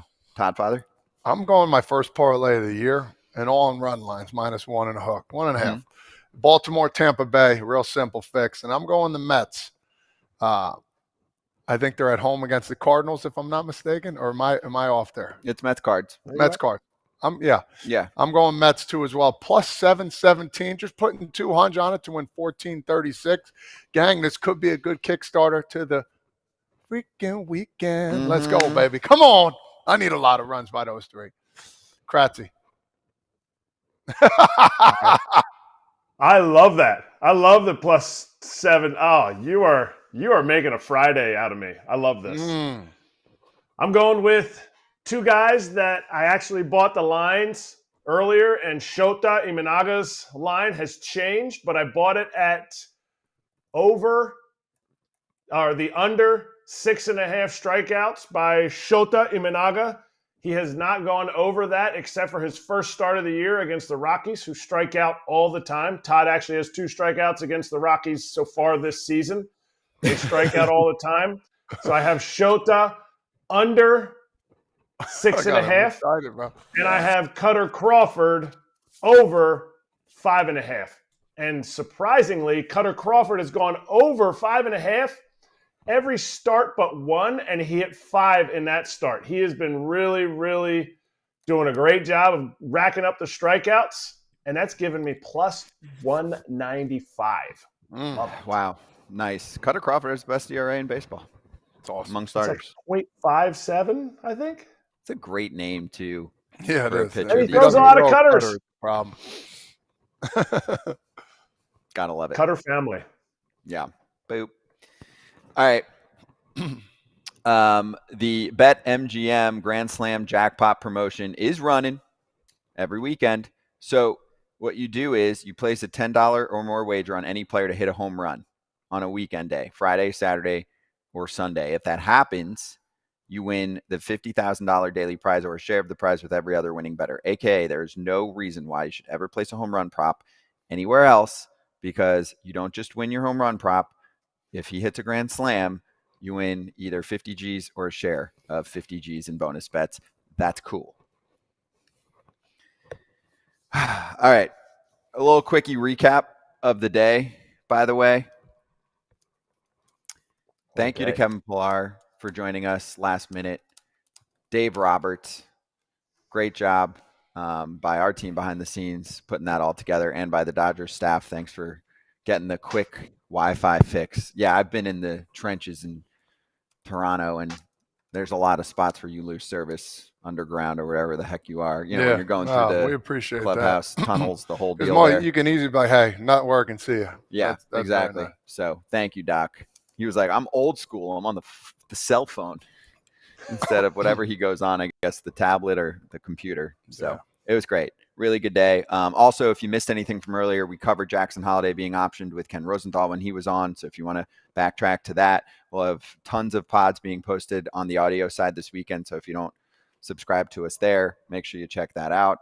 And we'll be right back, and then we'll slap hands.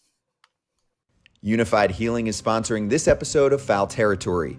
Unified Healing is an innovative global network of wellness centers powered by Energy Enhancement System, or EE System. This technology promotes wellness and deep relaxation, and there are hundreds of locations across the globe. Interested in experiencing the EE System technology for yourself? Go to unifydhealing.com/foul to learn more and find a center near you. That's UNIFYD healing.com/FOUL. No material or testimonials on the Unified Healing website are intended to be viewed as medical advice or a substitute for professional medical advice, diagnosis, or treatment. Always seek the advice of your physician or other qualified healthcare provider with any questions you may have regarding a medical condition or treatment and before undertaking a new healthcare regimen, including EE System.